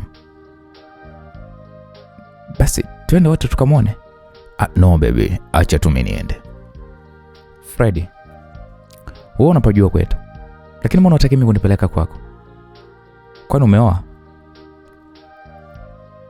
Ni story ndefu sana bibi. Ila kiufupi ni kwamba naishi na mwanamke na nimezaa naye watoto 3. Kwanza makapo pose iliniisha jamani. Kumbe Freddy ni mume wa mtu. Nikamwambia sasa mbona mimi hukuniambia Freddy? Dia. Tutaongea, ngoja kwanza mimi niwahi nikampeleke mtoto hospitalini. Sawa? Mimi nitakupigia simu. Nikamwambia okay sawa. Nishushe dukani kwa Bella. Na okay sawa. Kweli alinipeleka mpaka kwa Bella, nikashuka na mabegi yangu mwenyewe, akamsalimia pale Bella kisha huyo akaondoka zake. Bella kaniambia shoga, mbona umerudi na mibegi kama yote? Kwanza hapo nikacheka. Shoga yangu Freddy anaonekana anakupenda Nikamwambia mume wa mtu yule. Ndio, hata kama ni mume wa mtu kwani shida nini? Nikamwambia Bella, mbona sasa kuniambia kama ni mume wa mtu? Kwani shoga yangu wewe huoni kama yule ni mume wa mtu? Na utu uzima ule ulifikiri kwamba yeye ni mjane? Mjane sijui mgane sijui mgwane sijui. Au unahisi Hanisi yule asiwe ameoa? Nikamwambia Bella, mimi siwezi kutembea na mume wa mtu. Kwa kweli siwezi. Wewe mjinga nini? Mambo yote alokufanyia hayo unafikiri mchezo? Hebu acha hizo bana, wewe kula raha, akufungulie biashara kisha ufanye mambo yako sawa. Nikamwambia sijui. Nikamwambia bwana, mama mdogo ananiomba sana niende nikamsaidie kazi. Maana anakaribia kujifungua, mimi siwezi kukataa. Alikuwa anamsaidia sana mama, hivyo mimi nafikiria kwenda Mbeya. Nilipomwambia hivyo Bella akaniambia okay, sawa. Basi niliacha vitu kwa Bella nikarudi nyumbani na mama alifurahi sana akijua kwamba nimerudi kutoka msibani. Akaniambia tena kuhusu mama mdogo. Nikasema okay sawa, nitaenda. Nilimwambia Fred kuhusu mimi safari ya Mbeya. Fred alikubali, akanipa pesa ya kutosha tu, yani pesa ya nauli pamoja na pesa matumizi. Hakujua mimi ndo napanda staff gari ya kaka bure kwenda huko Mbeya. Na kabla sijaondoka aliniita hotelini tukapiana pale, na baada ya kumaliza simu yake iliita. Alipopokea alikuwa ni mke wake. Simu ina sauti, hivyo nikasikia mke wake anasema, "Najua una mwanamke tena upo naye hoteli muda huu. Niliona message zenu ukanidanganya, sasa endelea. Unanijua tu nitamsaka huyo mwanamke wako huyo, nitamkamata, nitamnyoa washenzi wakubwa nyie. Nakwambia nitamnyonyoa tu. Fred, mimi unanijua sana. Wewe unadhani umenisahau? Umelisahau timbuli langu mshenzi wewe." Hapo mwanamke wake akakata simu. Nikamwambia Fred, imekuaje? Achana naye huyu bwana. Ana mikwala tu mingi, ni ushuzi mtupu. Kusema ule kweli mimi nilijizia kichwani. Sasa hapa mbona sina chango aisee. Tuliachana pale na Fred, kila mtu alipita njia yake. Mimi siku iliyofuata nikaenda zangu Mbeya. Nilipofika nilianza pale kupokea message za vitisho sana kutoka kwa mke wa Fred. Alitukana sana na aliwapa watu simu tofauti namba yangu. Maana nilikuwa natukano haswa kuambiwa kwamba wameunda jeshi na tafuta, na wakinikamata viwembe vya uso vitaniusu. Nilimsimulia shoga yangu Bella. Bella akaniambia badili laini. Kisha mimi huko Mbeya, maisha popote bwana, Fred atakufuata tu. Kwanza mimi na mpango kuja huko pia bwana wewe. Tutakaga tu wote huko, mimi bwanangu yuko huko. Nilikubali, nilibadili laini, japokuwa hii namba yangu mpya Fred nikampatia. Kwa mimi na Fred mawasiliano yakaendelea. Chezea pesa wewe. Nilikaa mwezi, mama mdogo alijifungua huku mimi nikiuza grocery yake. Nikanogewa na Mbeya. Maana niliona maisha ni rahisi kuliko hata da. Na ukizingatia da anatafutwa na mke wa Fred. Hivyo nikaongea na Fred nikamwambia bwana, mimi ni bora tu niishi Mbeya.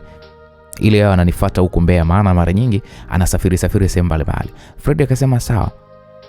Basi tafuta kitu cha kufanya huko Mbeya. Nikamwambia nimeuza sana grocery mama mdogo, naona kabisa nimeipenda na ina faida pia.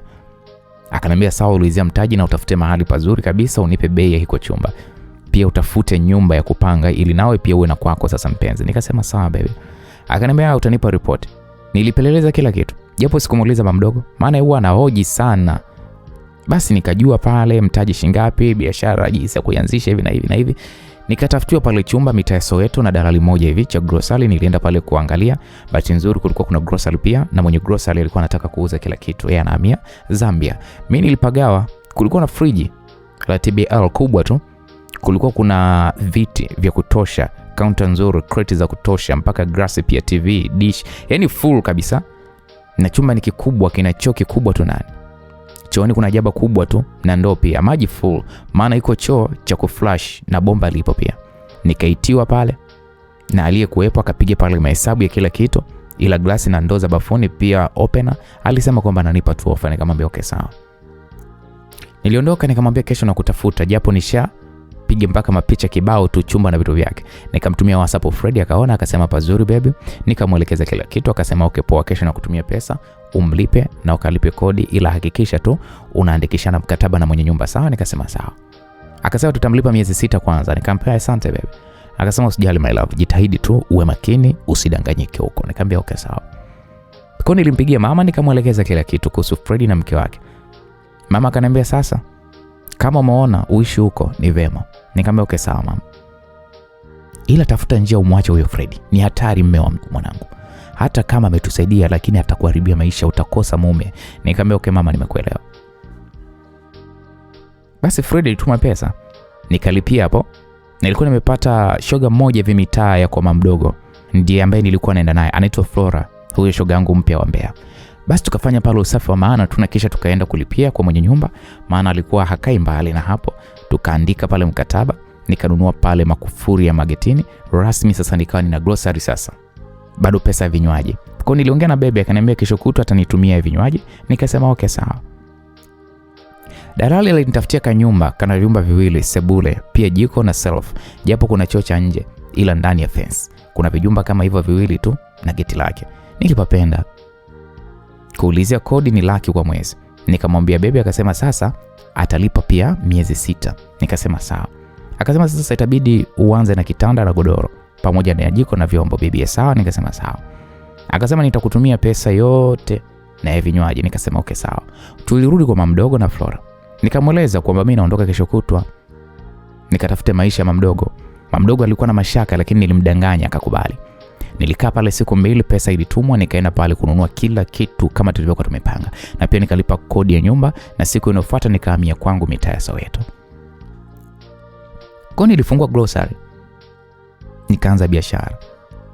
Flora alikuja shoga yangu kunipigia tafu siku za mwanzo kama mjuavyo biashara huwa ni ngumu, lakini Freddy alikuwa ananipa moyo nisife moyo. Kwa niliendelea na biashara mwezi mzima, mambo yakawa yanachanganya. Lakini sio kivile. Freddy alinitumia pesa ninunue sofa na TV nyumbani. Nikanunua, alikuwa na tuma ya chakula pia nanunua. Niliishi kwa raha mno kusema ule kweli. Freddy alinitembelea mara 2 na akawa analala kwangu. Alifurahi na kusema baby nafurahi. Unafanya kila ninachotaka. Sasa kitu kimoja tu bado. Nikamwambia ni nini tena? Akasema mtoto baby, nataka tuzae mtoto. Nilishtuka jamani. Hapo mbona pagumu sasa? Nikamwambia okay sawa baby usijali. Akaniambia umeanza breed jana. Naomba uniambie mzunguko wako. Ili siku za hatari uje weda au mimi nije huko tufanye sawa? Nikamwambia okay sawa baby. Mnajua moyoni mwangu sikuwa na mpango wa kuzaa naye kabisa. Na siku zote tunashirikiana nilikuwa natumia dawa. Tukimaliza tu na kunywa. Nani azae na mume wa mtu? Freddy aliondoka kurudi zake Dar es Salaam. Huku akiwa kaniachia pesa. Ilipita miezi 2 hatujaonana, lakini tunawasiliana vizuri. Siku moja kulikuwa kuna wateja kabisa kwenye grocery. Hivyo tulikuwa mimi na Flora tu tukaanza pale kujinywea zetu savana pale. Huku tunapiga ombea kuwasema watu.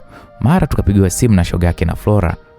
Akawa anasema njooni mje maeneo ya Sai, kuna sherehe ya rafiki yangu, kuna nyama choma, bia na watu kibao, tufanyeni faster. Tukasema poa. Kwa hiyo tukafunga grocery, tukadaka pale bajaji hao mpaka huko Sai. Tulipofika ni nyumbani tu kwa mtu. Tukakuta pale watu ni wengi, vijana tu na wadada, wako very smart, walionyesha ni wakaka ambao wana kazi zao nzuri tu. Tulikaribishwa pale na shoga yetu ambaye alikuwa anaitwa Nana, tukaingia. Wakaka kama mjuavyo walitudaka, njoo huko, tukapewa pale nyama tukaanza kula. Sasa bia zilikuwa hapo. Mimi sikuweza kutumia. Maana mimi siwezi kuchanganya bia nyingine na Savana. Maana Savana pale hazikuepo. Na kusema ulikuwa nilichoka kusimama. Shoga yangu Nana akaniambia ingia ndani, kule nenda katulie. Nikasema sawa. Kwa nikaenda nikakuta pole kuna wadada 2. Nikawasalimia kisha nikakaa kwenye sofa, nikaanza kula zangu nyama kwenye kisahani nilichokuwa nimepewa. Huku na chat. Nilikuwa chat na baby wangu. Na sikumwambia kwamba naenda mahali. Alijua tu nipo kwenye grocery kwenye biashara yangu. Mara akaletwa kaka mmoja hivi mtanashati kweli mweusi fulani hivi, sio handsome sana, lakini alivyovaa tu na usafi wake anaonekana kabisa ni mzuri na pesa ipo. Unajua kaka wenye hela wanajulikana tu. Yaani kama ukienda pale Instagram ukaandika Ankoje Simulizi, ukamwona Ankoje, yaani kwa kumtazama tu unaanza kaka na hela. Ana muonekano wa kihela, ananukia vizuri, handsome boy. Yaani unajua sio tu hela ipo. Lakini kuna mtu mwingine ukimtazama unajua tu hela hamna. Huyu hana hela huyu. Sauti yake tu kwanza huyu hana hela, lakini sauti kama ya Ankoje ukisikiliza unaona mkaka kweli hela anayo. Basi alivyoingia yule mkaka muonekano wake tu ni mzuri wa kipesa. Yaani wakaka wenye pesa wanajulikana.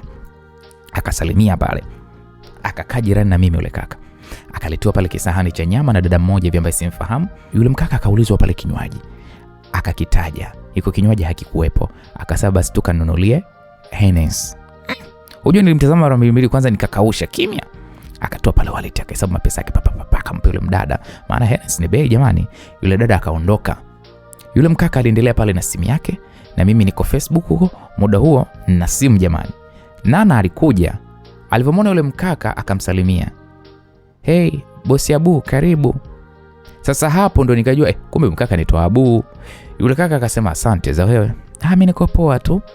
Nana akasema Mira, maana mimi sinaitwa Miranda kwa uaga analifupisha. Akaniambia Mira, nikamwambia be. Nilikuwa nakucheki uko poa Nikamwambia niko poa. Basi nikuletea hata maji jamani. Nikamwambia wala usijali na niko sawa. Akanipatia pale keki, akaleta, akatoka. Wao walikuwa kwa nje wako busy kweli na wakaka wengine huko. Sasa mimi pale niko na Abu.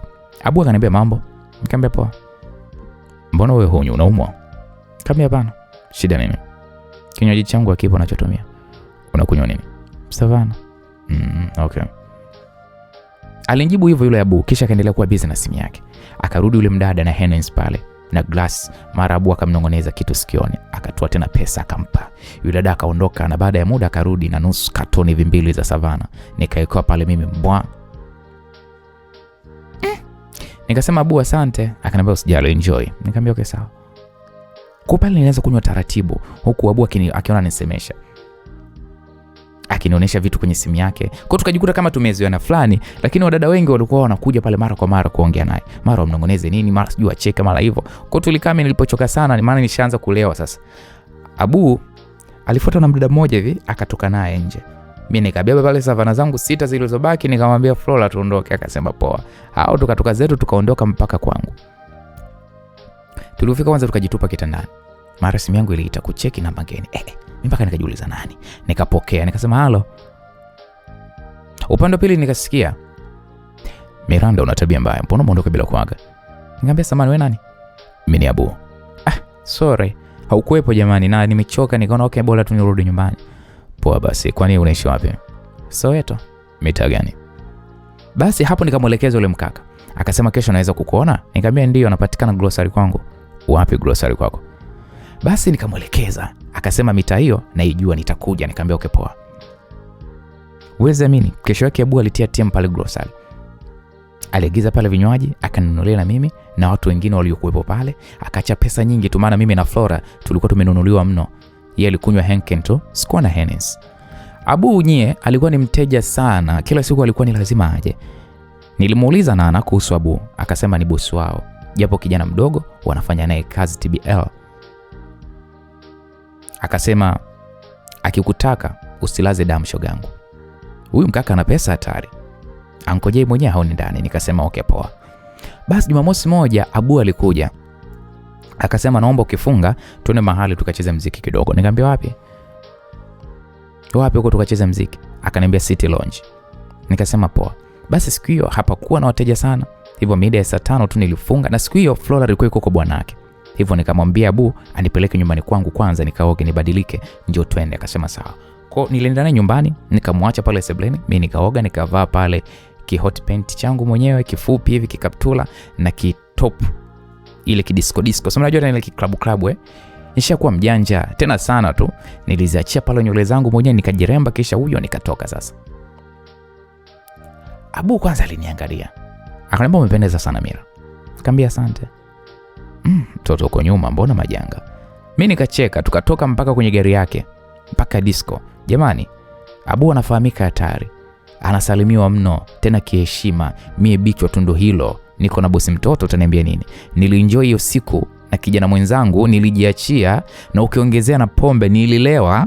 Basi namkumbatia tu Abu wa watu jamani. Tulicheza muda mrefu, nikachoka, nikamwambia Abu tu tukalala. Akasema poa. Na Abu sasa wala hata somongeaje. Tukatoka zetu hao. Nikashangaa napitiliza Soweto. Mimi nikamwambia tunaenda wapi? Akasema kwangu. Nikamwambia Abu mimi nataka niende kwangu. Akasema no Mira, naomba tuende kwangu please. Sasa tibishe yeye ndo anaendesha gari. Nikasema okay sawa. Kwa tulifika naona tukaingia ndani ya geti. Nyumba ni nzuri. Akanisaidia pale kushuka. Tulipofika tu seblaini tu. Akasema Mira, I want you so badly.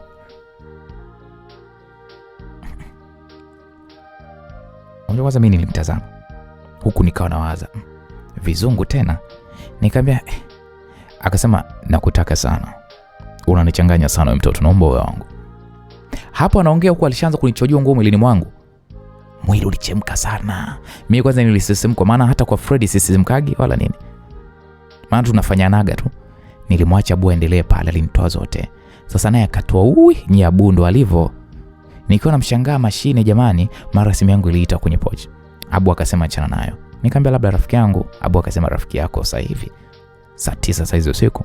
Nikamwambia naomba nipokea. Akaniambia okay poa. Kwa nikashika simu. Nyie tume alikuwa ni Freddy. Nikapokea, akasema uko wapi sasa hivi? Maana mimi nipo kwako hapa haupo. Wewe mwanamke uko wapi? Pai nikapiga akili faster. Nikasema nyumbani gani wewe upo?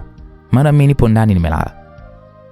Muda huo Abu alikuwa ameenda chumbani sijui au wapi, I don't know.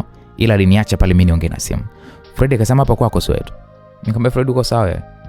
Mbona mimi niko na nimetoka hapa nje sikuoni? Mara Freddy akacheka akasema nakutania tu bibi. Nilitoka leo na marafiki nikataka nikupime tu. Unajua mimi nilikasirika. Nikamwambia endelea na starehe zako, niache nilale mimi. Nikakata ile simu nikazima kabisa. Abu akarudi akanibeba sasa mpaka chumbani. Akasema simu yako imezima. Nikamwambia ndio. Na hapo sawa. Jamani. Abu kafungasha. Mzigo haswa. Mchapio wa maana. Mtuangio kweli.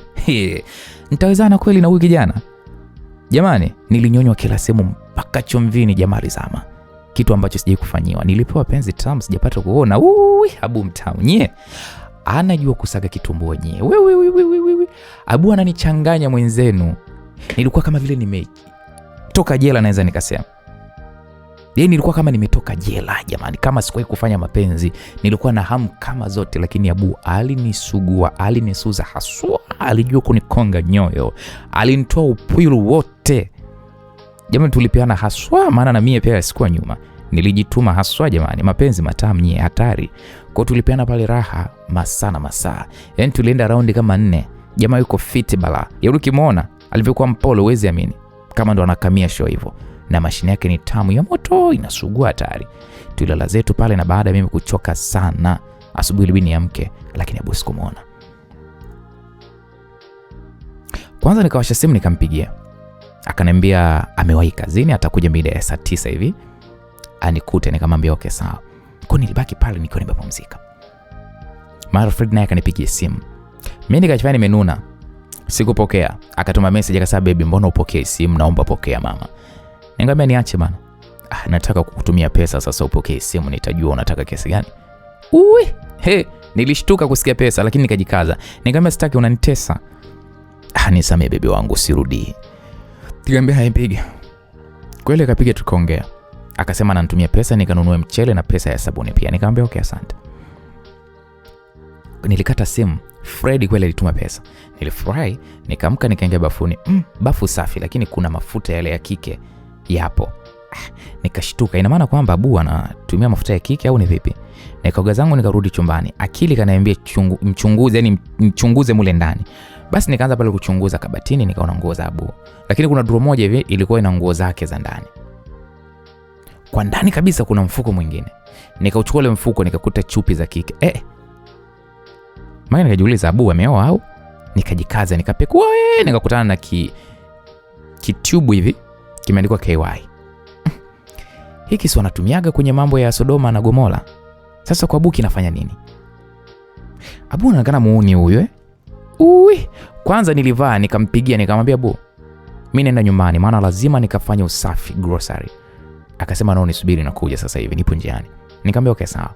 Hakuchelewa, alinifuata tukaenda kula hapo mida ya saa 5 hivi za asubuhi. Baada ya kula nikamwambia napitia saloni mara moja. Nikaoshe nywele, akasema okay poa basi. Nitakuacha hapo. Nikamwambia okay sawa.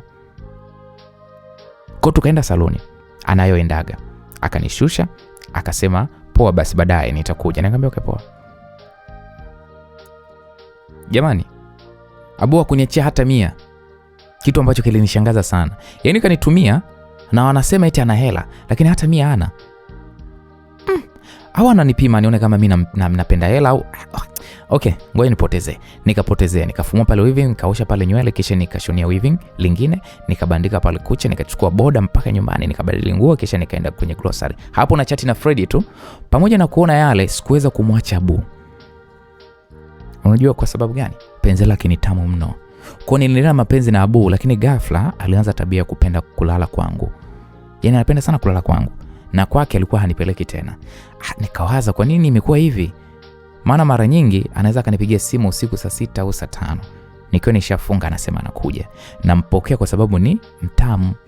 Basi tunanyanduana wenyewe. Lakini akiondoka pale, pesa anipi kabisa. Yeye akija grocery ndo ananunua bia. Siku moja akasema huyu ni mtoleo uvivu. Hapo tayari tuna miezi kama 2 hivi. Akanikaba sana. Hadi Fred nilipunguza mawasiliano naye.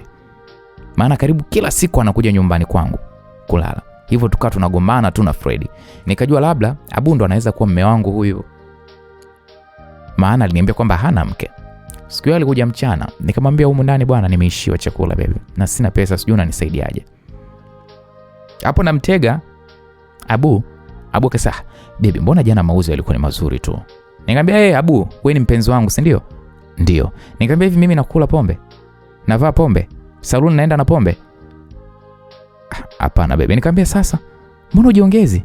Nina grocery sawa, lakini pesa sio kubwa. Nyumba hii nalipia, nahitaji kula. Sasa inakuaje? Na unipi hata pesa zaidi tu ya kunitoa tu out na kununulia mabia tu Abu." Sasa kumbe huwa nakosea, unakaa kimya. Kwa nini sasa usiniambie? Nikasema ndo nakwambia sasa. Nilikuwa na mpenzi wangu, alikuwa ananilipia kila kitu. Nimeachana naye kwa sababu yako. Sasa kodi inaishia hapa, sina hata pesa. Okay. Nimekuelewa sana tu. Ila mimi kwa sasa siko poa, unajua ninajenga baby, sio kwamba sipendi kukusupport. Sawa, lakini hizo unazonunua mapombe na ungekuwa unanipa Abu jamani. Okay, sawa, nimekuelewa. Abu akatoa wallet yake akanipa 25,000 akasema leo nina hiyo tu. Nikamwambia asante. Nikawaza, mbona watu walisema huyu ana hela jamani? Hizo hela ziko wapi? Hau hela za kichawi. Basi akaga pale akaondoka, akasema anaenda kulala kwake. Nikamwambia twende wote, akasema mdogo wangu amekuja, sasa sijamwambia kwamba mimi na mpenzi ni mnoko sana, atapeleka nyumbani kwa mama jinsi alivyo mimi namjiole. Nikamwambia okay sawa. Sikutaka mambo yawe mengi, mimi nikaondoka zangu. Nilienda zangu grocery na kuuza pale vinywaji. Usiku wakati wa kufunga, Flora aliweza kunipigia simu. Akasema uko wapi? Nikamwambia ndio nafunga hapa. Njoo City Pub fast, chukua boda nitalipia. Nikamwambia wewe Flora, kuna nini? Wewe njoo bana. Nikasema okay sawa. Kwa hiyo nikaenda huko City Pub. City Grocery sio City Pub. Nilipofika kule, Flora akaniambia shoga, una kifua? Nikamwambia ninacho. Basi ona kule, angalia kule. Mimi kuangalia na muona Abu. Yuko na mdada tena wanapia na mabusu huku wanakunywa. Mungu wangu. Unajua nikataka niende pale, Flora akasema shoga utaharibu. Achana naye. Watu usifanye fujo. Huyo Abu mimi nakutana naye sana tu kwenye viwanja. Tena anakuaga na wanawake tofauti. Na akitoka huko anakuja huko. Tena ni mtaalamu wa kumaliza kwenye gari. Yaani ana wanawake wengi balaa. Unajua sikuamini haya anayoniambia Flora. Tulikuwa tunajadili pale, Abu aliweza kupokea simu. Akatoka Flora. Akasema njoo mfuate uone. Nikasema bana, sikapokea simu. Akaniambia acha ubishi, twende. Nikasema sawa. Tukamfuata jamani, tulimwona Abu amekutana na msichana wanapeana mabusu. Wakaenda parking, wakaingia kwenye gari ya Abu. Mara gari linatikisika. Jamani. Niliumwa kichwa, maana nilikuwa nishampenda Abu. Mtamu. Jamani, niliumia sana. Flora akasema shoga, akirudi kama unainyonya, jua kabisa unanyonya uchafu wote huo. Nikamwambia hebu niache Flora, naondoka mimi sitaki kabisa. Flora akasema wewe ufuatiliaje wanaume siku hizi shoga yangu Pambana na sponsor yako tu. Sasa hivi achana na hawa vikaka. Nikasema ila kweli kabisa. Kwa nikakaa nikaanza kupiga bia pale. Huku nikijuta kukutana na huyu mkaka. Nilijuta. Tulilewa. Mara Abu akarudi kwa yule mwingine. Sijui alimdanganya nini. Na nikaona hata ngoja nimpigie na mimi. Maana mimi hakuniona, namchora tu. Nikampigia Abu huku tunamwangalia. Abu alichukua simu akaangalia na kisha kairudisha mfukoni, akaendelea pale kumkumbatia yule mdada. Jamani niliumia sana mimi jamani. Yaani huyu ndo ananidharau kiasi hiki. Nikampigia Nana.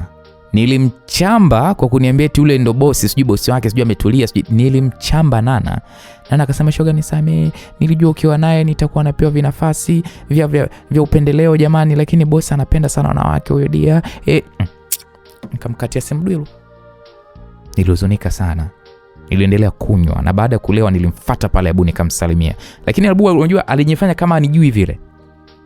Maana alivyonijibu ni kama vile anijui. Nilizidi kuumia, nikamwambia najuta sana kukufahamu mkaka. Yaani najuta. Naomba uje nyumbani kwangu uchukue nguo zako ulizoziacha kabla sijazileta ofisini kwako. Nadhani umenielewa. Yule dada akasema Abu, huyu mwanamke ni nani? Na nguo gani zipo kwake? Yaani Abu unanisaliti leo?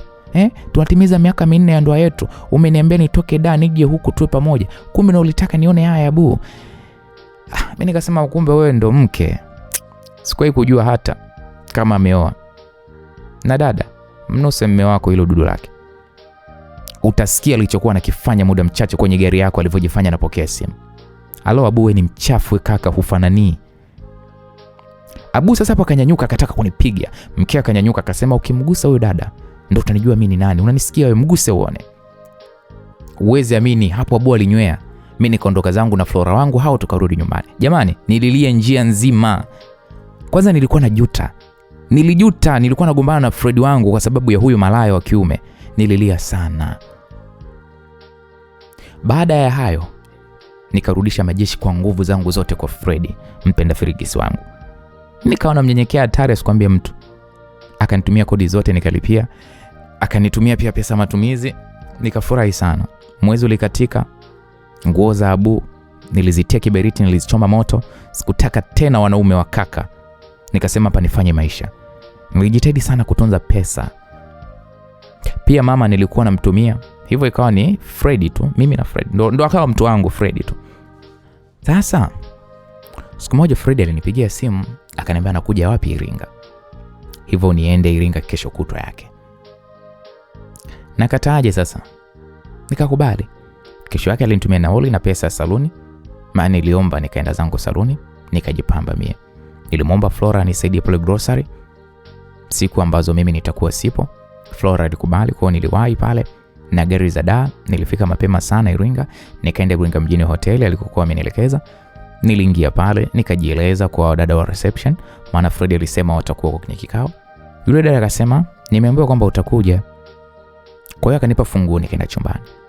Nikaoga, nikapumzika kumsubiri baby. Alirudi jioni, akaoga, akasema tutoke twende mahali tukanywe na marafiki zake. Basi tulienda, walikuwa ni wengi na wako na wanawake zao. Kwa tulianza kula na kunywa.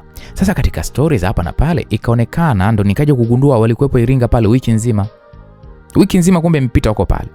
Hata wahudumu wa pale wadada walikuwa wanamfahamu Freddy, maana wanamtania, wanamchekea. Lakini Freddy hakuniambia kama alikaa Iringa siku zote hizo.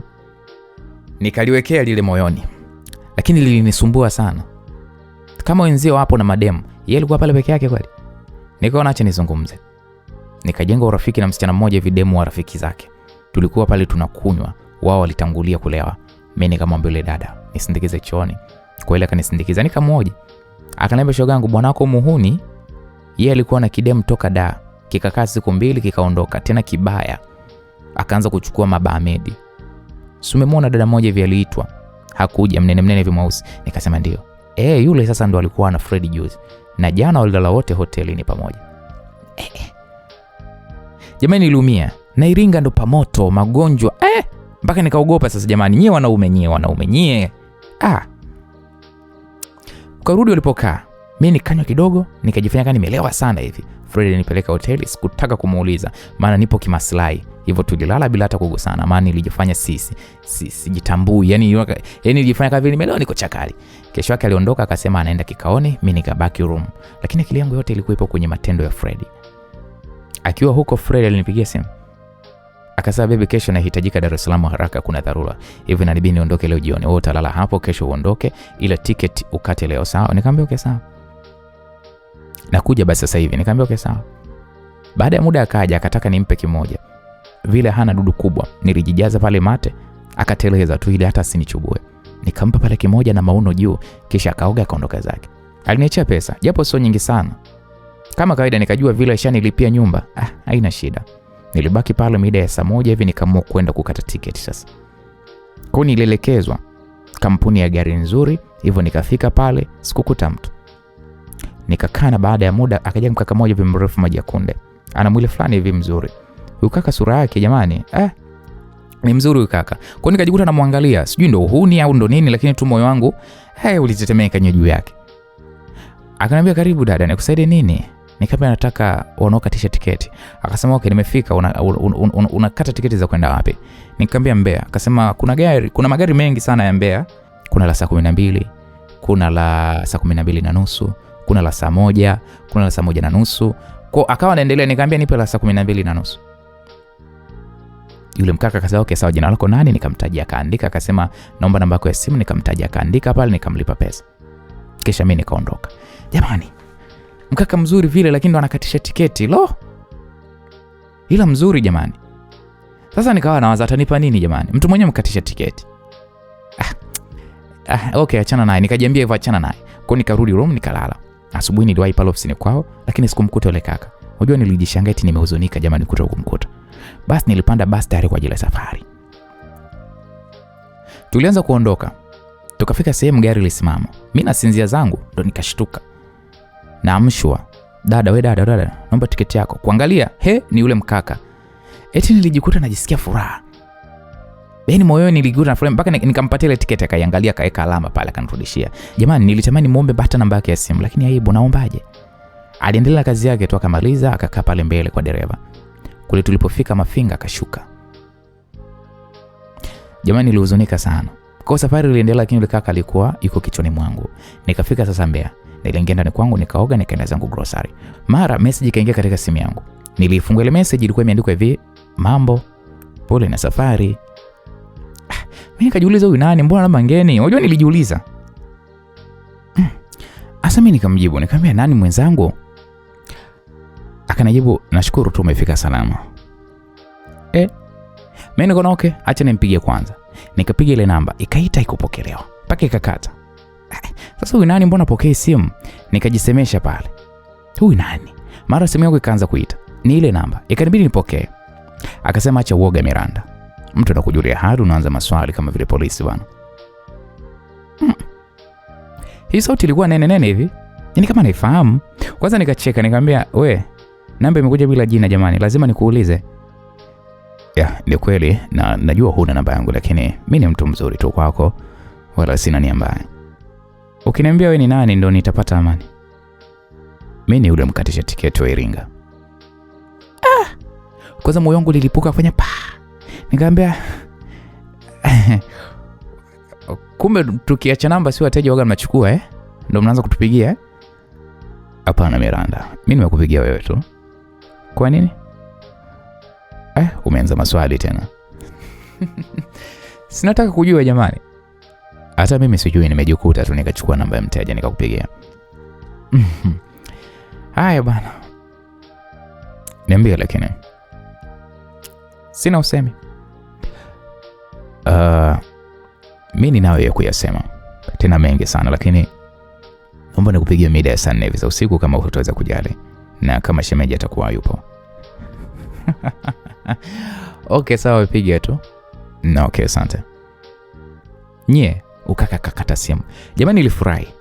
Mtu nilikuwa namuwaza, kumbe naye ananiwaza. Mkaka yule jamani, sura yake kwanza ilinijia kichwani maskini. Hata sikuuliza jina lake. Nikasefu tu namba yake, mkate tiketi. Niliuza grocery nikiwa na shoga yangu Flora. Na hata sikumsimulia Flora kuhusu mkate tiketi. Najua ngeninanga sababu kijana hana pesa mkatishaji tiketi. Nikakausha zangu kimya. Mida ya saa 4 ilipofika nikawa niko bado nina wateja. Mkata tiketi alinipigia, nikamwambia bado niko kazini kwangu. Akaniambia okay poa, basi naomba ukirudi nyumbani ufanye unijulishe kama utojali. Nikamwambia okay sawa, haina shida. Akasema leo sitalala mpaka niongee nawe Miranda. Tafadhali naomba usisahau. Nikamwambia sawa, nikirudi tu nitakucheki. Akasema okay asante. Biashara mimi ilinichekea siku hiyo. Niliuza mpaka majira saa 7 za usiku ndo nikarudi nyumbani.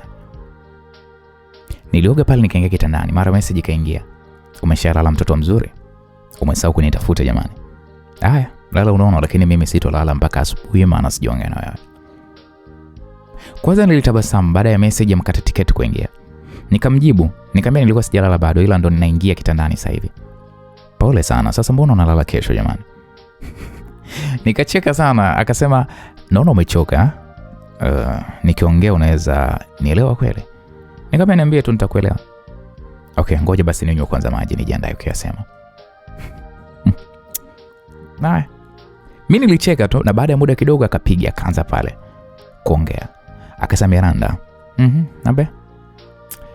Najua utashangaa mtu kama mimi kuweza kukutafuta hivi mtoto wa watu na kusumbua. Lakini sio mimi, ni moyo wangu tu umetamani kuweza kukujua zaidi ya jina lako. Natamani uwe karibu na wewe tufahamiane vizuri na ikiwezekana nibadili jina lako. Badala kukuita Miranda ni kuita baby au honey. Na ikiwezekana kabisa misezi wangu yani mke wangu. Ukiniuliza ni kwa nini mimi mwenyewe sijui, nimejikuta tu umeshaniingia moyoni mwangu. Umechukua kabisa na kitanda na godoro nene umelala kabisa Miranda. Naomba unipe nafasi ya kuwa nawe tafadhali. Unautesa moyo wangu mtoto. Kwanza nilishusha pumzi huku nikiwa najigoza pale kitandani. Jamani raha kutongozwa kumbe. Akaniambia Miranda, nimeishiwa maneno baby. Naomba nijibu mamangu. Na mimi ni binadamu miongoni mwa binadamu.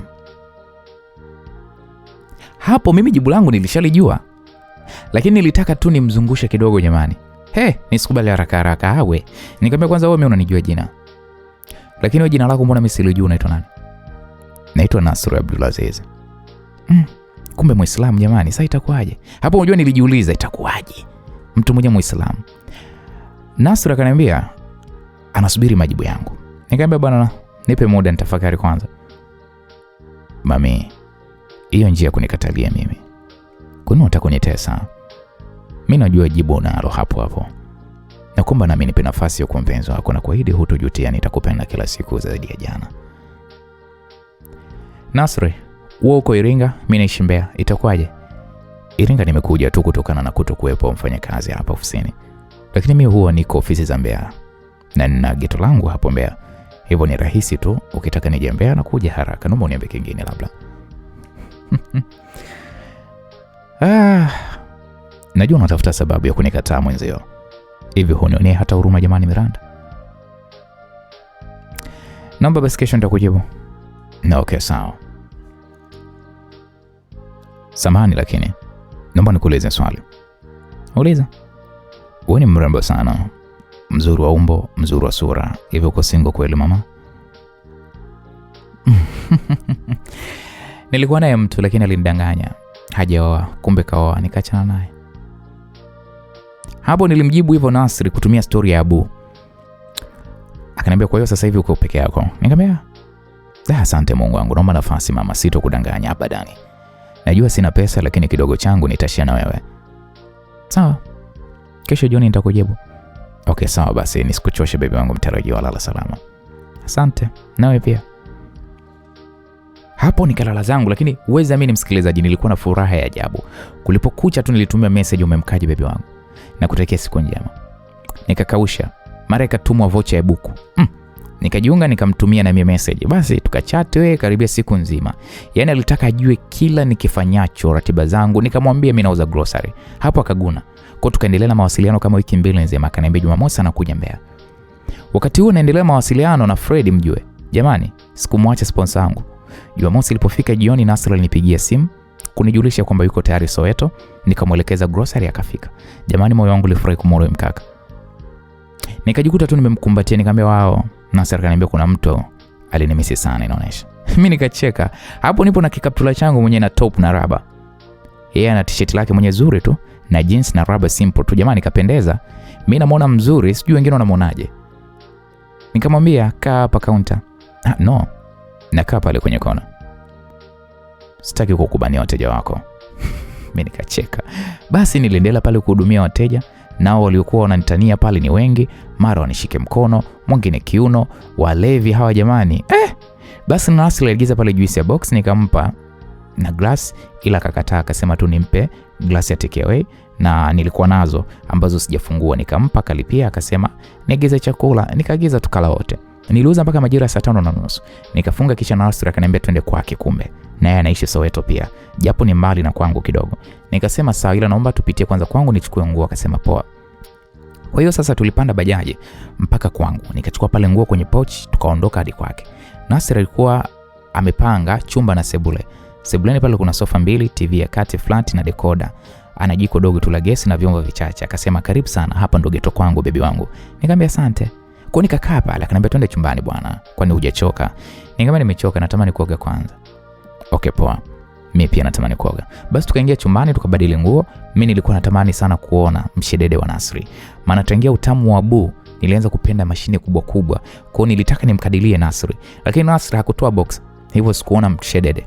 Kwa hiyo tukaenda pale bafuni. Bafu ilikuwa nje na ndoo alibeba yeye.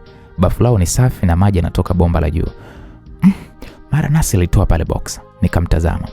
Kiukweli naye amepewa dudu na lilikuwa tayari lishachukia. Nikaona haya. Hapa penyewe. Na nilikuwa nalitamani. Nyie nilishakuwa muuni jamani. Nasri akanisogelea pale, akaanza kuniogesha. Mara nitekenye, mara nifanyie sijui hivi. Basi mimi nikawa hoi. Tuliogoshana muda mrefu mno na kisha tukarudi ndani. Niliandaliwa pale haswa. Nasri alitamba mwilini mwangu na ulimi kama vile nyoka. Jamaa kaenda mpaka chumvini sasa. Akazamia huko haswa mpaka nikafika juu ya mlima, yaani kileleni kwa kunyonywa tu na kuchezewa. Alivyoona nina uhitaji sana, nimeshaloa haswa, akachukua kinga yake akavaa. Nilichezea mashine jamani mpaka nikataka kukimbia. Unajua mpaka kipochi manyoya kinawaka moto.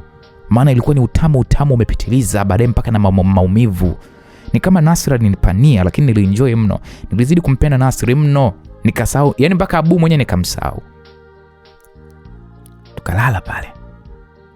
Kesho yake tukapeana tena kidogo, sababu mimi nilikuwa niko hoi. Nasri alipika pale chai na mayai na mkate tukala, kisha akaniambia bebe, naomba tukapime afya zetu ili tuwe huru sasa na mapenzi yetu. Maana kiukweli jana sijakufaidi wala sijaenjoy sababu ya kinga. Unajua kula pipi na maganda yake sio tamu baby, japo nilikuwa nahisi joto lako. Hivyo naomba tukapime afya niwe huru nikufaidi, maana kiukweli sasa hivi ni kama bado sijafanya kitu.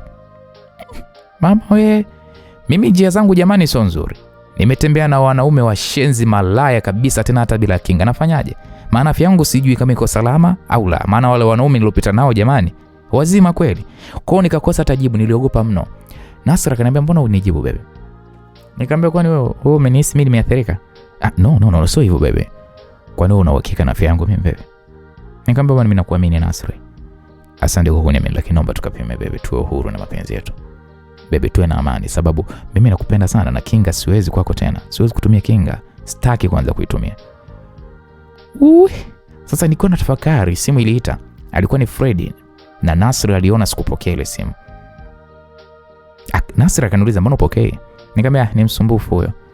Sasa nikiwa bado hata sijajibu, message ikaingia. Mimi nikaeka simu pembeni. Nasra alichukua ile simu akafungua message akaisoma. Ghafla kaeka simu pembeni. Afa akasema nitaweza kweli mimi Nasri. Mimi sasa kabidi nichukue ile simu nisome ile message, ilikuwa ni ya Freddy. Freddy alikuwa ameandika hivi bebe, nimemisi sana kei yako. Kei yako ni tamu sana.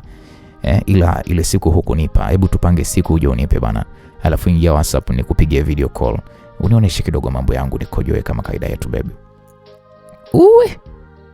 Nilikosa pause nye. Nasri akaniambia ni nini hiko Miranda? Sule sema uko single wewe. Nikamwambia niliachana naye huyo. Sikiliza Miranda. Nakupa wiki moja uamue kama ni mimi unanitaka basi achana na huyo.